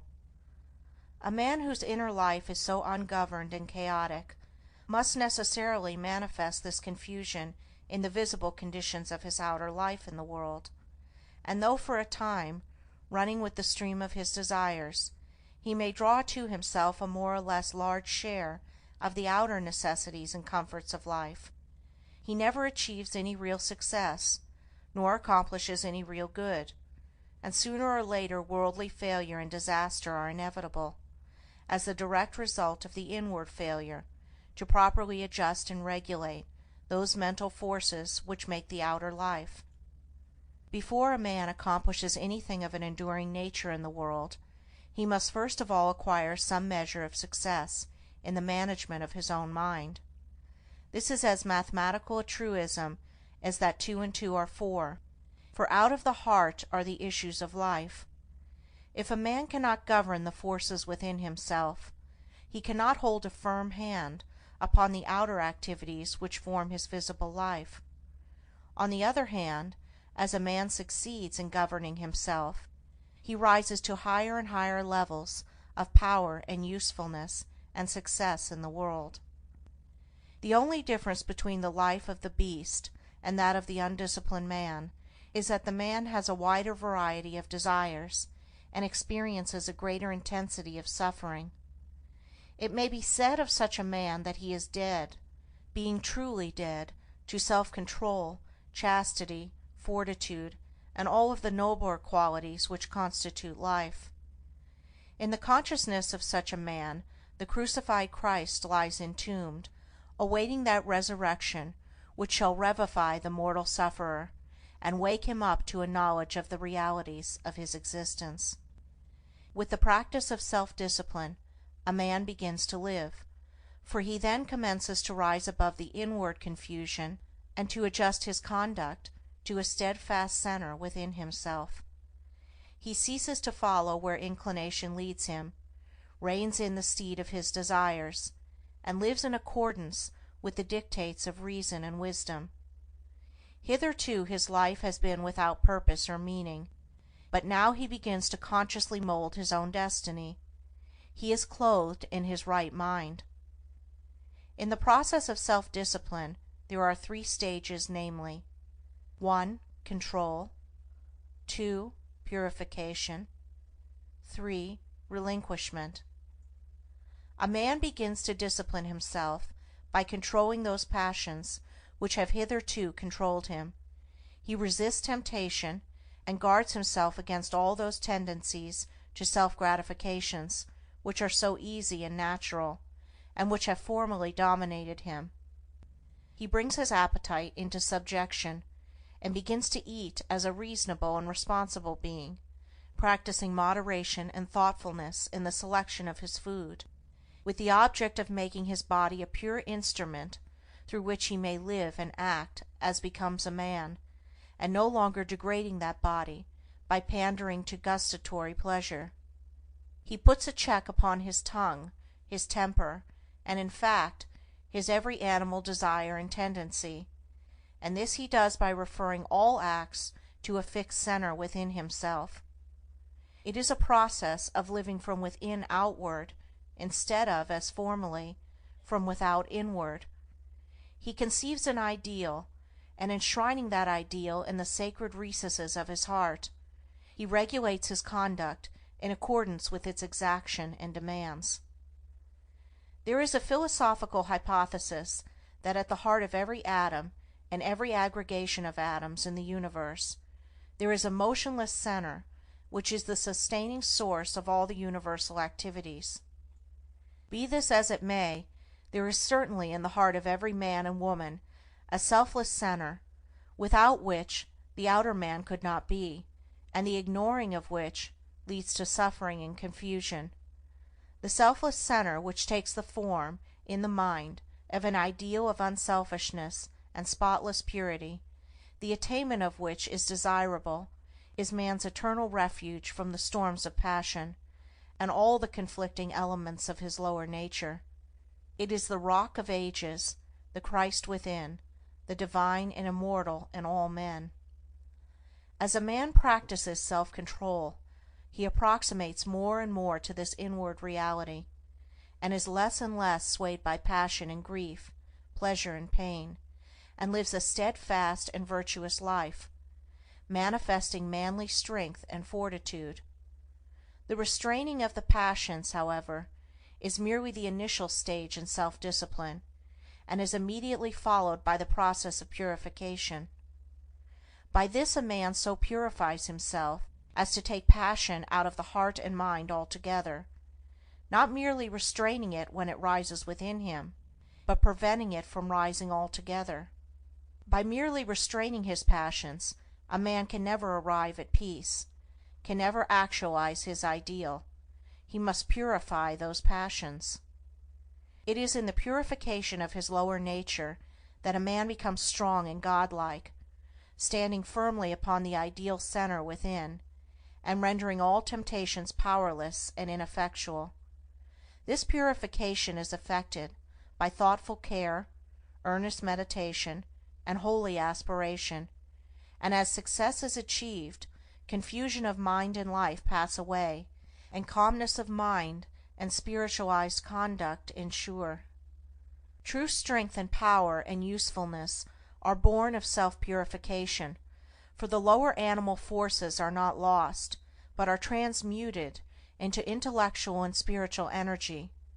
The pure life, pure in thought and deed, is a life of conservation of energy. The impure life, even though the impurity should not extend beyond thought, is a life of dissipation of energy. The pure man is more capable, and therefore more fit to succeed in his plans, and to accomplish his purposes, than the impure. Where the impure man fails, the pure man will step in and be victorious, because he directs his energies with a calmer mind, and a greater definiteness and strength of purpose. With the growth in purity, all the elements which constitute a strong and virtuous manhood are developed in an increasing degree of power, and as man brings his lower nature into subjection, and makes his passions do his bidding, just so much will he mold the outer circumstances of his life, and influence others for good. The third stage of self-discipline, that of relinquishment, is a process of letting the lower desires and all impure and unworthy thoughts drop out of the mind, and also refusing to give them any admittance, leaving them to perish. As a man grows purer, he perceives that all evil is powerless unless it receives his encouragement, and so he ignores it, and lets it pass out of his life. It is by pursuing this aspect of self-discipline that a man enters into and realizes the divine life, and manifests those qualities which are distinctly divine, such as wisdom, patience, non-resistance, compassion, and love. It is here also where a man becomes consciously immortal, rising above all the fluctuations and uncertainties of life, and living in an intelligent and unchangeable peace. By self-discipline a man attains to every degree of virtue and holiness, and finally becomes a purified son of God, realizing his oneness with the central heart of all things. Without self-discipline a man drifts lower and lower, approximating more and more nearly to the beast, until at last he grovels, a lost creature, in the mirror of his own befoulment. By self-discipline a man rises higher and higher, approximating more and more nearly to the divine, until at last he stands erect in his divine dignity, a saved soul, glorified by the radiance of his purity. Let a man discipline himself, and he will live. Let a man cease to discipline himself, and he will perish. As a tree grows in beauty, health, and fruitfulness by being carefully pruned and tended, so a man grows in grace and beauty of life by cutting away all the branches of evil from his mind, and as he tends and develops the good by constant and unfailing effort. As a man by practice acquires proficiency in his craft, so the earnest man acquires proficiency in goodness and wisdom. Men shrink from self-discipline because in its early stages it is painful and repellent, and the yielding to desire is, at first, sweet and inviting, but the end of desire is darkness and unrest, whereas the fruits of discipline are immortality and peace. Chapter 16. Resolution. Resolution is the directing and impelling force in individual progress. Without it, no substantial work can be accomplished. Not until a man brings resolution to bear upon his life does he consciously and rapidly develop, for a life without resolution is a life without aims, and a life without aims is a drifting and unstable thing. Resolution may, of course, be linked to downward tendencies, but it is more usually the companion of noble aims and lofty ideals, and I am dealing with it in this, its highest use and application.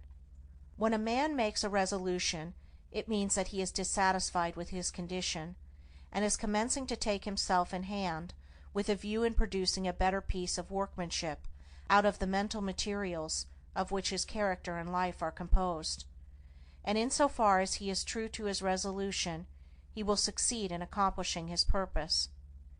The vows of the saintly once are holy resolutions directed towards some victory over self, and the beautiful achievements of holy men and the glorious conquests of the divine teachers were rendered possible and actual by the pursuit of unswerving resolution. To arrive at the fixed determination to walk a higher path than heretofore, although it reveals the great difficulties which have to be surmounted, it yet makes possible the treading of that path and illuminates its dark places with the golden halo of success. The true resolution is the crisis of long thought, protracted struggle, or fervent but unsatisfied aspiration. It is no light thing, no whimsical impulse or vague desire, but a solemn and irrevocable determination not to rest nor cease from effort until the high purpose which is held in view is fully accomplished. Half-hearted and premature resolution is no resolution at all, and it is shattered by the first difficulty. A man should be slow to form a resolution. He should searchingly examine his position, and take into consideration every circumstance and difficulty connected with his decision, and should be fully prepared to meet them. He should be sure that he completely understands the nature of his resolution, that his mind is finally made up, and that he is without fear and doubt in the matter. With the mind thus prepared, the resolution that is formed will not be departed from, and by the aid of it a man will, in due time, accomplish his strong purpose. Hasty resolutions are futile. The mind must be fortified to endure. Immediately the resolution to walk a higher path is made, temptation and trial begin. Men have found that no sooner have they decided to lead a truer and nobler life than they have been overwhelmed with such a torrent of new temptations and difficulties as to make their position almost unendurable, and many men, because of this, relinquish their resolution. But these temptations and trials are a necessary part of the work of regeneration upon which the man has decided, and must be hailed as friends and met with courage if the resolution is to do its work. For what is the real nature of a resolution? Is it not the sudden checking of a particular stream of conduct, and the endeavor to open up an entirely new channel? Think of an engineer who decides to turn the course of a powerfully running stream or river in another direction. He must first cut out his new channel, and must take every precaution to avoid failure in the carrying out of his undertaking. But when he comes to the all-important task of directing the stream into its new channel, then the flowing force, which for ages has steadily pursued its accustomed course, becomes refractory, and all the patience and care and skill of the engineer will be required for the successful completion of the work. It is even so with the man who determines to turn his course of conduct in another and higher direction. Having prepared his mind, which is the cutting of a new channel, he then proceeds to the work of redirecting his mental forces, which have hitherto flowed on uninterruptedly, into the new course. Immediately this is attempted, the arrested energy begins to assert itself in the form of powerful temptations and trials, hitherto unknown and unencountered. And this is exactly as it should be. It is the law, and the same law that is in the water is in the mind. No man can improve upon the established law of things, but he can learn to understand the law instead of complaining and wishing things were different. The man who understands all that is involved in the regeneration of his mind will glory in tribulations, knowing that only by passing through them can he gain strength, obtain purity of heart, and arrive at peace. And as the engineer at last, perhaps after many mistakes and failures, succeeds in getting the stream to flow on peacefully in the broader and better channel, and the turbulence of the water is spent, and all dams can be removed, so the man of resolution at last succeeds in directing his thoughts and acts into the better and nobler way to which he aspires, and temptations and trials give place to steadfast strength and settled peace. He whose life is not in harmony with his conscience, and who is anxious to remedy his mind and conduct in a particular direction, let him first mature his purpose by earnest thought and self-examination, and having arrived at a final conclusion, let him frame his resolution, and having done so, let him not swerve from it.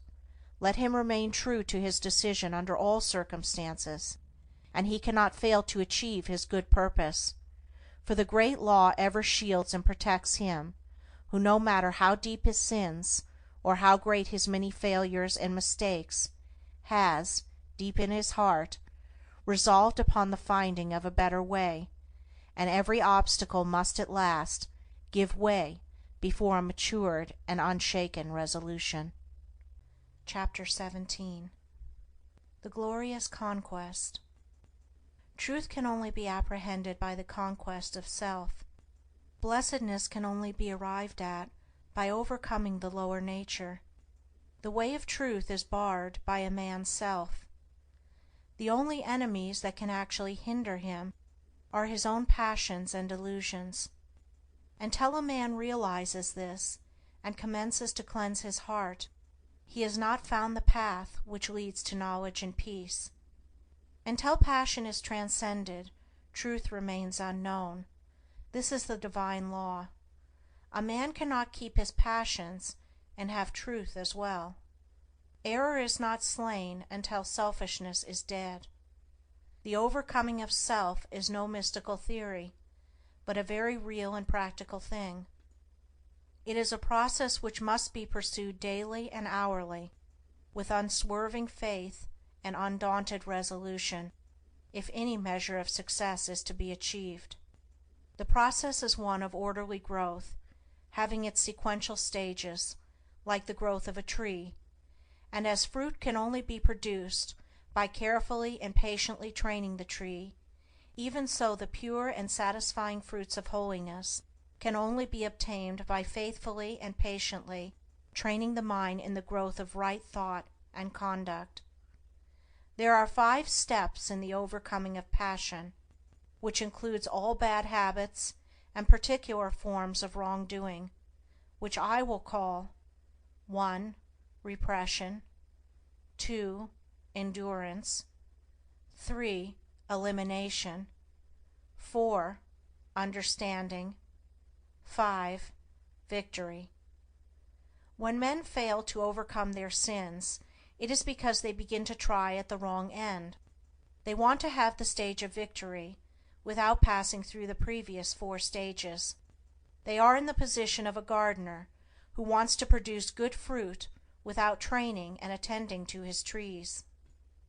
Repression consists in checking and controlling the wrong act, such as an outburst of temper, a hasty or unkind word, a selfish indulgence, etc., and not allowing it to take actual form.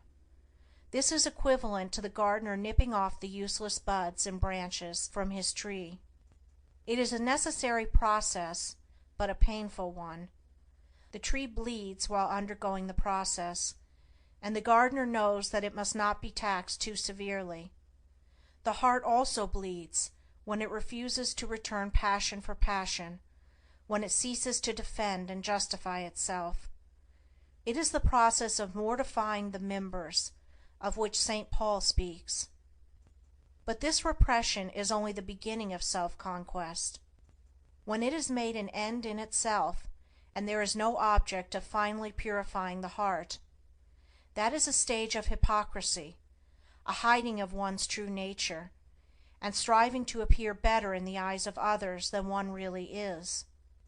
In that case it is an evil, but when adopted as the first stage toward complete purification, it is good. Its practice leads to the second stage of endurance, or forbearance, in which one silently endures the pain which arises in the mind when it is brought in contact with certain actions and attitudes of other minds toward one. As success is attained in this stage, the striver comes to see that all his pain actually arises in his own weaknesses, and not in the wrong attitudes of others toward him, these latter being merely the means by which his sins are brought to the surface and revealed to him. He thus gradually exonerates all others from blame in his falls and lapses of conduct, and accuses only himself, and so learns to love those who thus unconsciously reveal to him his sins and shortcomings. Having passed through these 2 stages of self-crucifixion, the disciple enters the third, that of elimination, in which the wrong thought which lay behind the wrong act is cast from the mind immediately it appears. At this stage, conscious strength and holy joy begin to take the place of pain, and the mind having become more comparatively calm, the striver is enabled to gain a deeper insight into the complexities of his mind, and thus to understand the inception, growth, and outworking of sin. This is the stage of understanding. Perfection in understanding leads to the final conquest of self. a conquest so complete that sin can no more rise in the mind even as a thought or impression, for when the knowledge of sin is complete, when it is known in its totality, from its inception as a seed in the mind to its ripened outgrowth as act and consequence, then it can no more be allowed a place in life, but it is abandoned forever. Then the mind is at peace. The wrong acts of others no longer arouse wrong and pain in the mind of the disciple. He is glad and calm and wise. He is filled with love, and blessedness abides with him. And this is victory. Chapter 18. Contentment in Activity. The confounding of a positive spiritual virtue or principle with a negative animal vice is common amongst writers even of what is called the advanced thought school, and much valuable energy is frequently expended in criticizing and condemning, where a little calm and reasoning would have revealed a greater light, and led to the exercise of a broader charity. The other day I came across a vicious attack upon the teaching of love, wherein the writer condemned such teaching as weakly, foolish, and hypocritical. Needless to say, that which he was condemning as love was merely weak sentimentality and hypocrisy. Another writer, in condemning meekness, does not know that what he calls meekness is only cowardice, while another who attacks chastity as a snare is really confusing painful and hypocritical restraint with the virtue of chastity. And just lately I received a long letter from a correspondent who took great pains to show me that contentment is a vice, and is the source of innumerable evils. That which my correspondent called contentment is, of course, animal indifference. The spirit of indifference is incompatible with progress, whereas the spirit of contentment may, and does, attend the highest form of activity, the truest advancement and development. Indolence is the twin sister of indifference, but cheerful and ready action is the friend of contentment.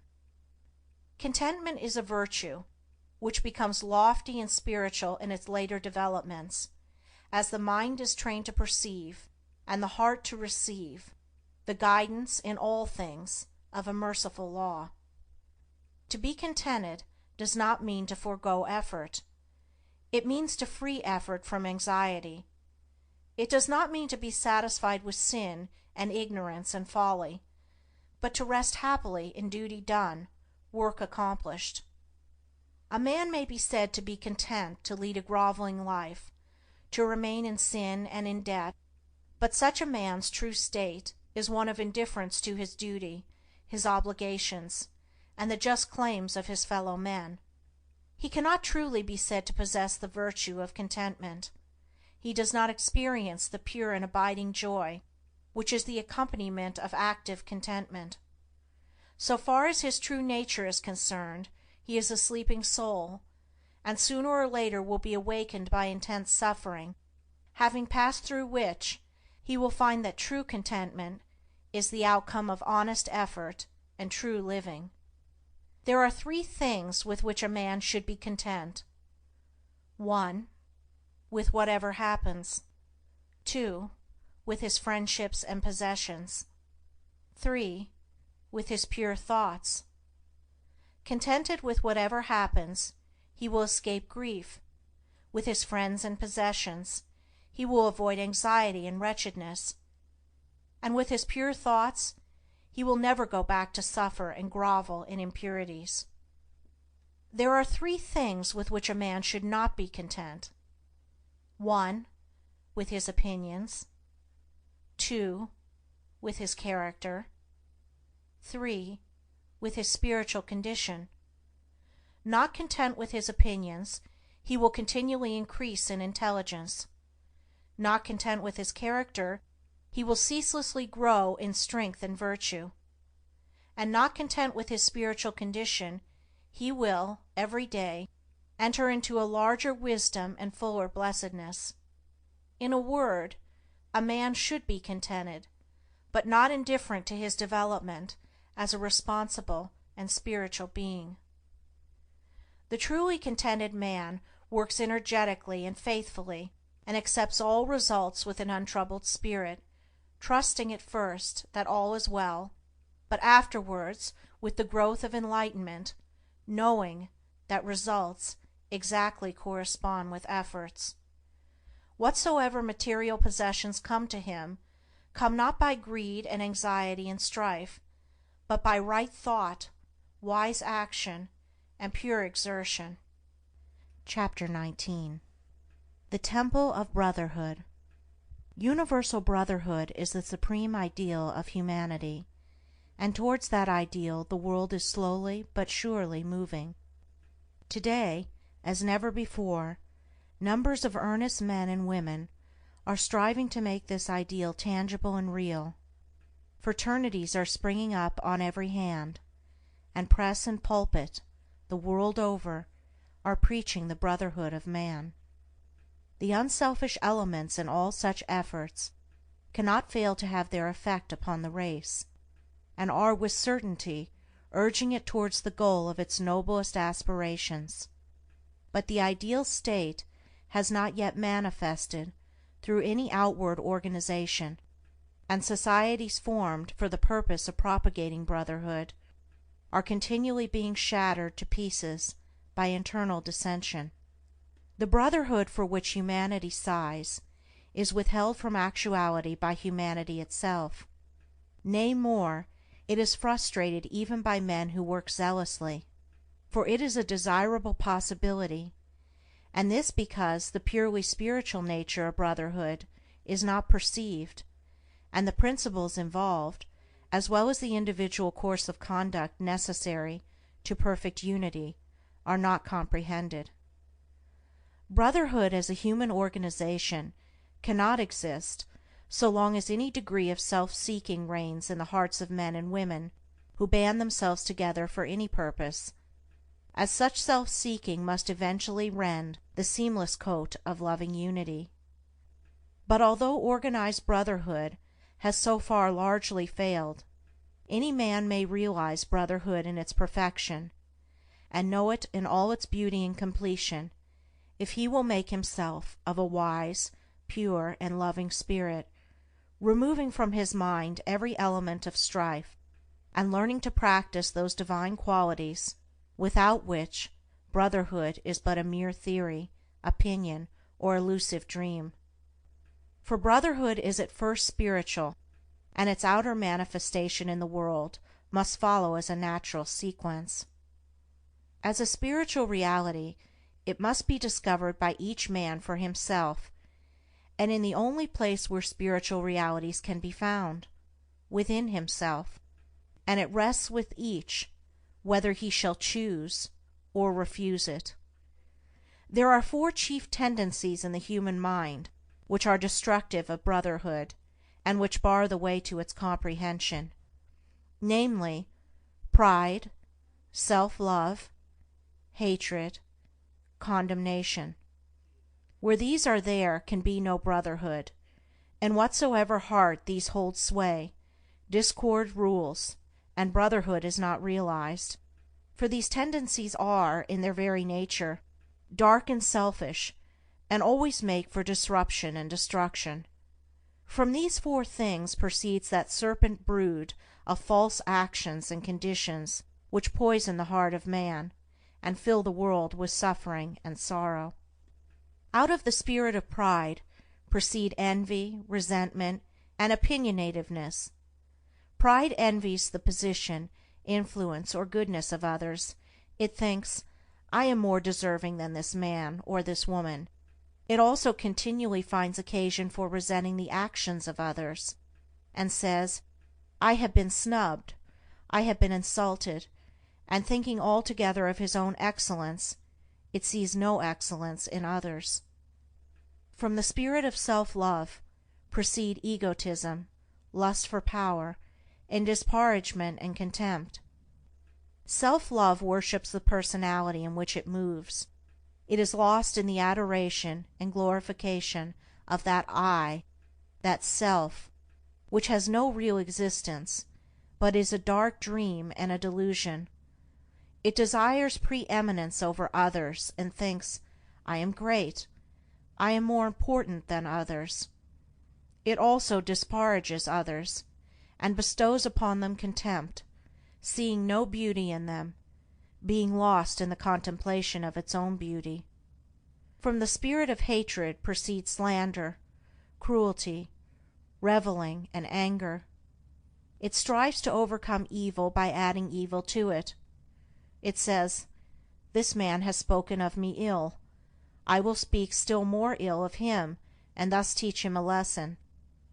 It mistakes cruelty for kindness, and causes its possessor to revile a reproving friend.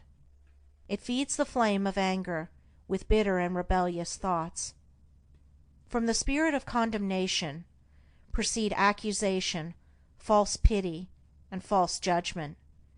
It feeds itself on the contemplation of evil, and cannot see the good. It has eyes for evil only, and finds it in almost everything and every person.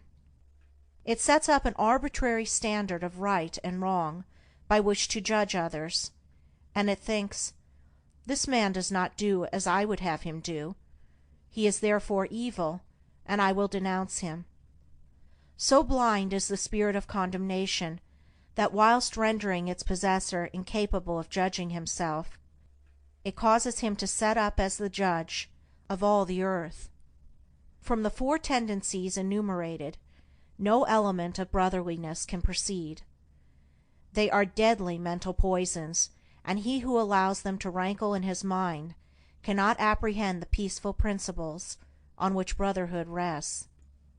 Then there are chiefly four divine qualities, which are productive of brotherhood, which are, as it were, the foundation stones on which it rests, namely, humility, self-surrender, love, compassion. Wheresoever these are, there brotherhood is active.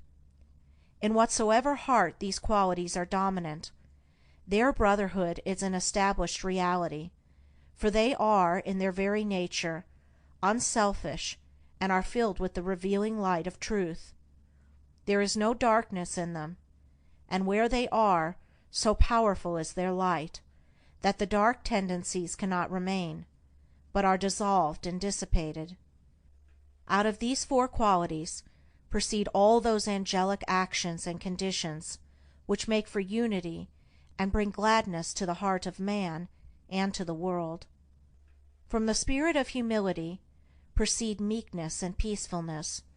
From self-surrender come patience, wisdom, and true judgment. From love spring kindness, joy, and harmony, and from compassion proceed gentleness and forgiveness. He who has brought himself into harmony with these four qualities is divinely enlightened.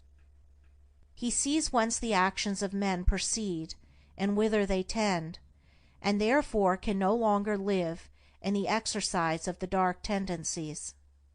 He has realized brotherhood in its completion as freedom from malice, from envy, from bitterness, from contention, from condemnation.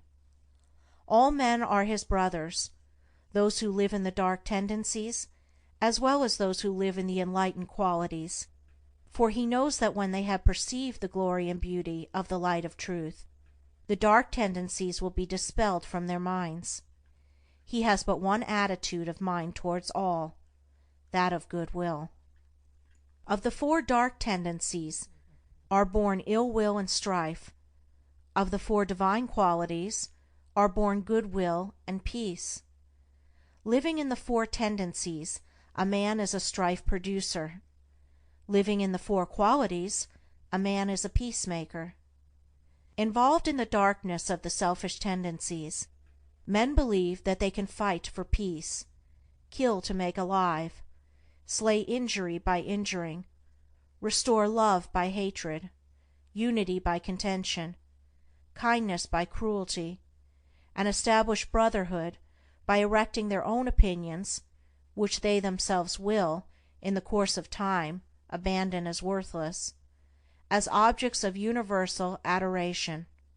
The wished-for temple of brotherhood will be erected in the world when its four foundation stones of humility, self-surrender, love, and compassion are firmly laid in the hearts of men, for brotherhood consists, first of all, in the abandonment of self by the individual, and its after effects is unity between man and man. Theories and schemes for propagating brotherhood are many, but brotherhood itself is one and unchangeable, and consists in the complete cessation from ego and strife, and in practicing goodwill and peace, for brotherhood is a practice and not a theory. Self-surrender and goodwill are its guardian angels, and peace is its habitation. Where two are determined to maintain an opposing opinion, the clinging to self and ill will are there, and brotherhood is absent.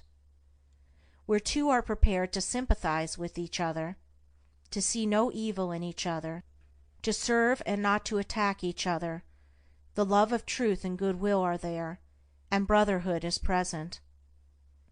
All strifes, divisions, and wars inhere in the proud, unyielding self. All peace, unity, and concord inhere in the principles which the yielding up of self reveals.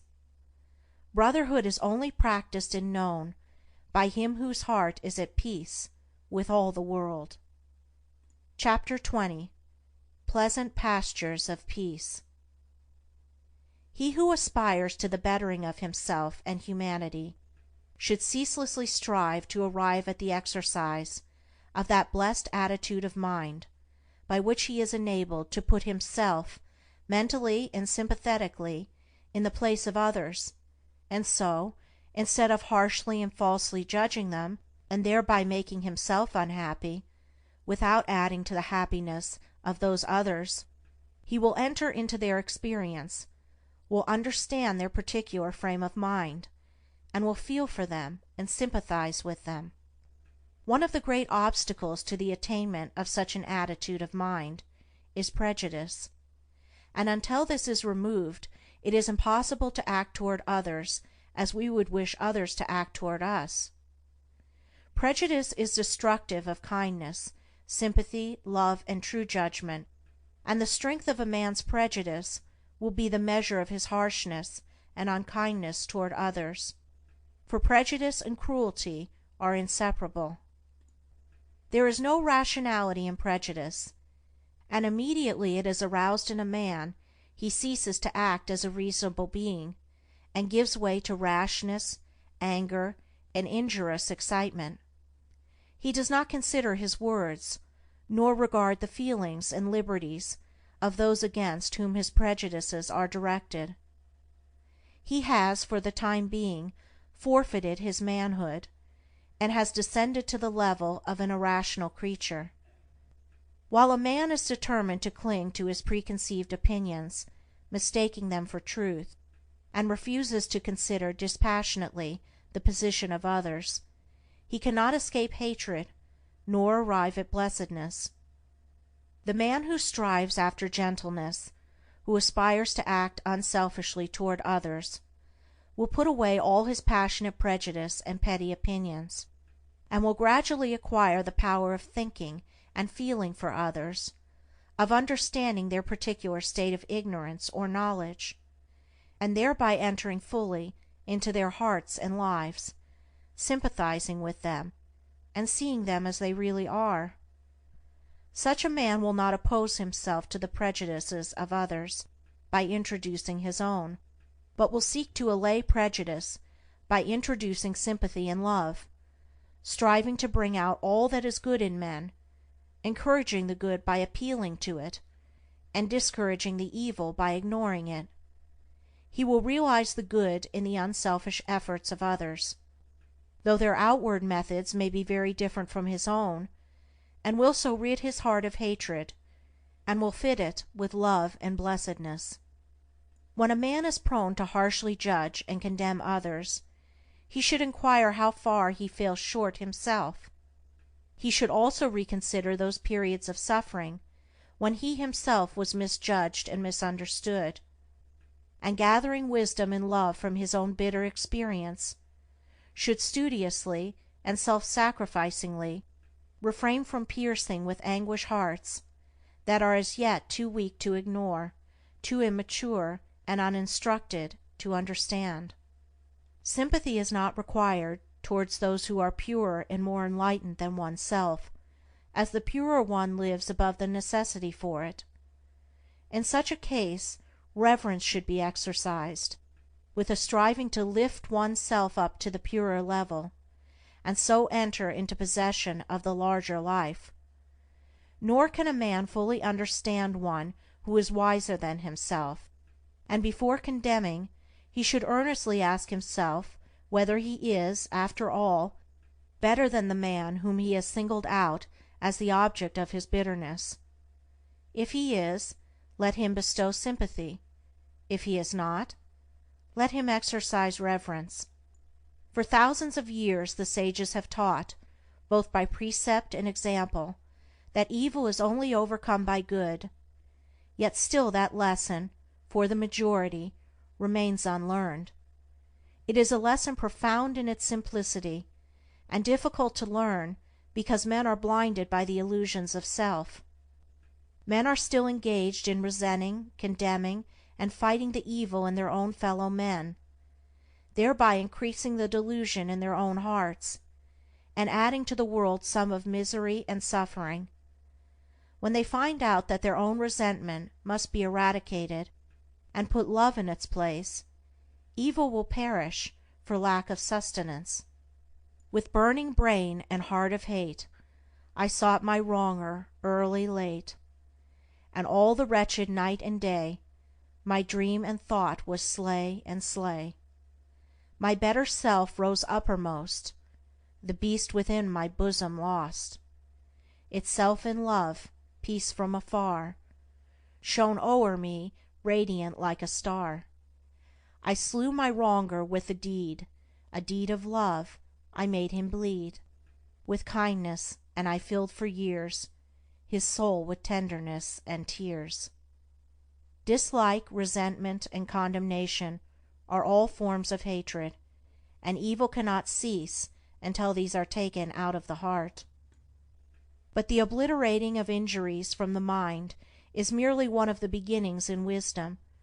There is a still higher and better way, and that way is so to purify the heart and enlighten the mind that, far from having to forget injuries, there will be none to remember, for it is only pride and self that can be injured and wounded by the actions and attitudes of others, and he who takes pride and self out of his heart can never think the thought, I have been injured by another, or I have been wronged by another.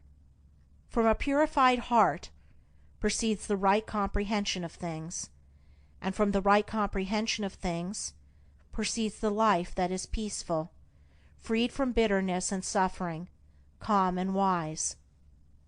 He who thinks, this man has injured me, has not perceived the truth in life, falls short of that enlightenment which disperses the erroneous idea of evil as a thing to be hatefully resented. He who is troubled and disturbed about the sins of others is far from truth.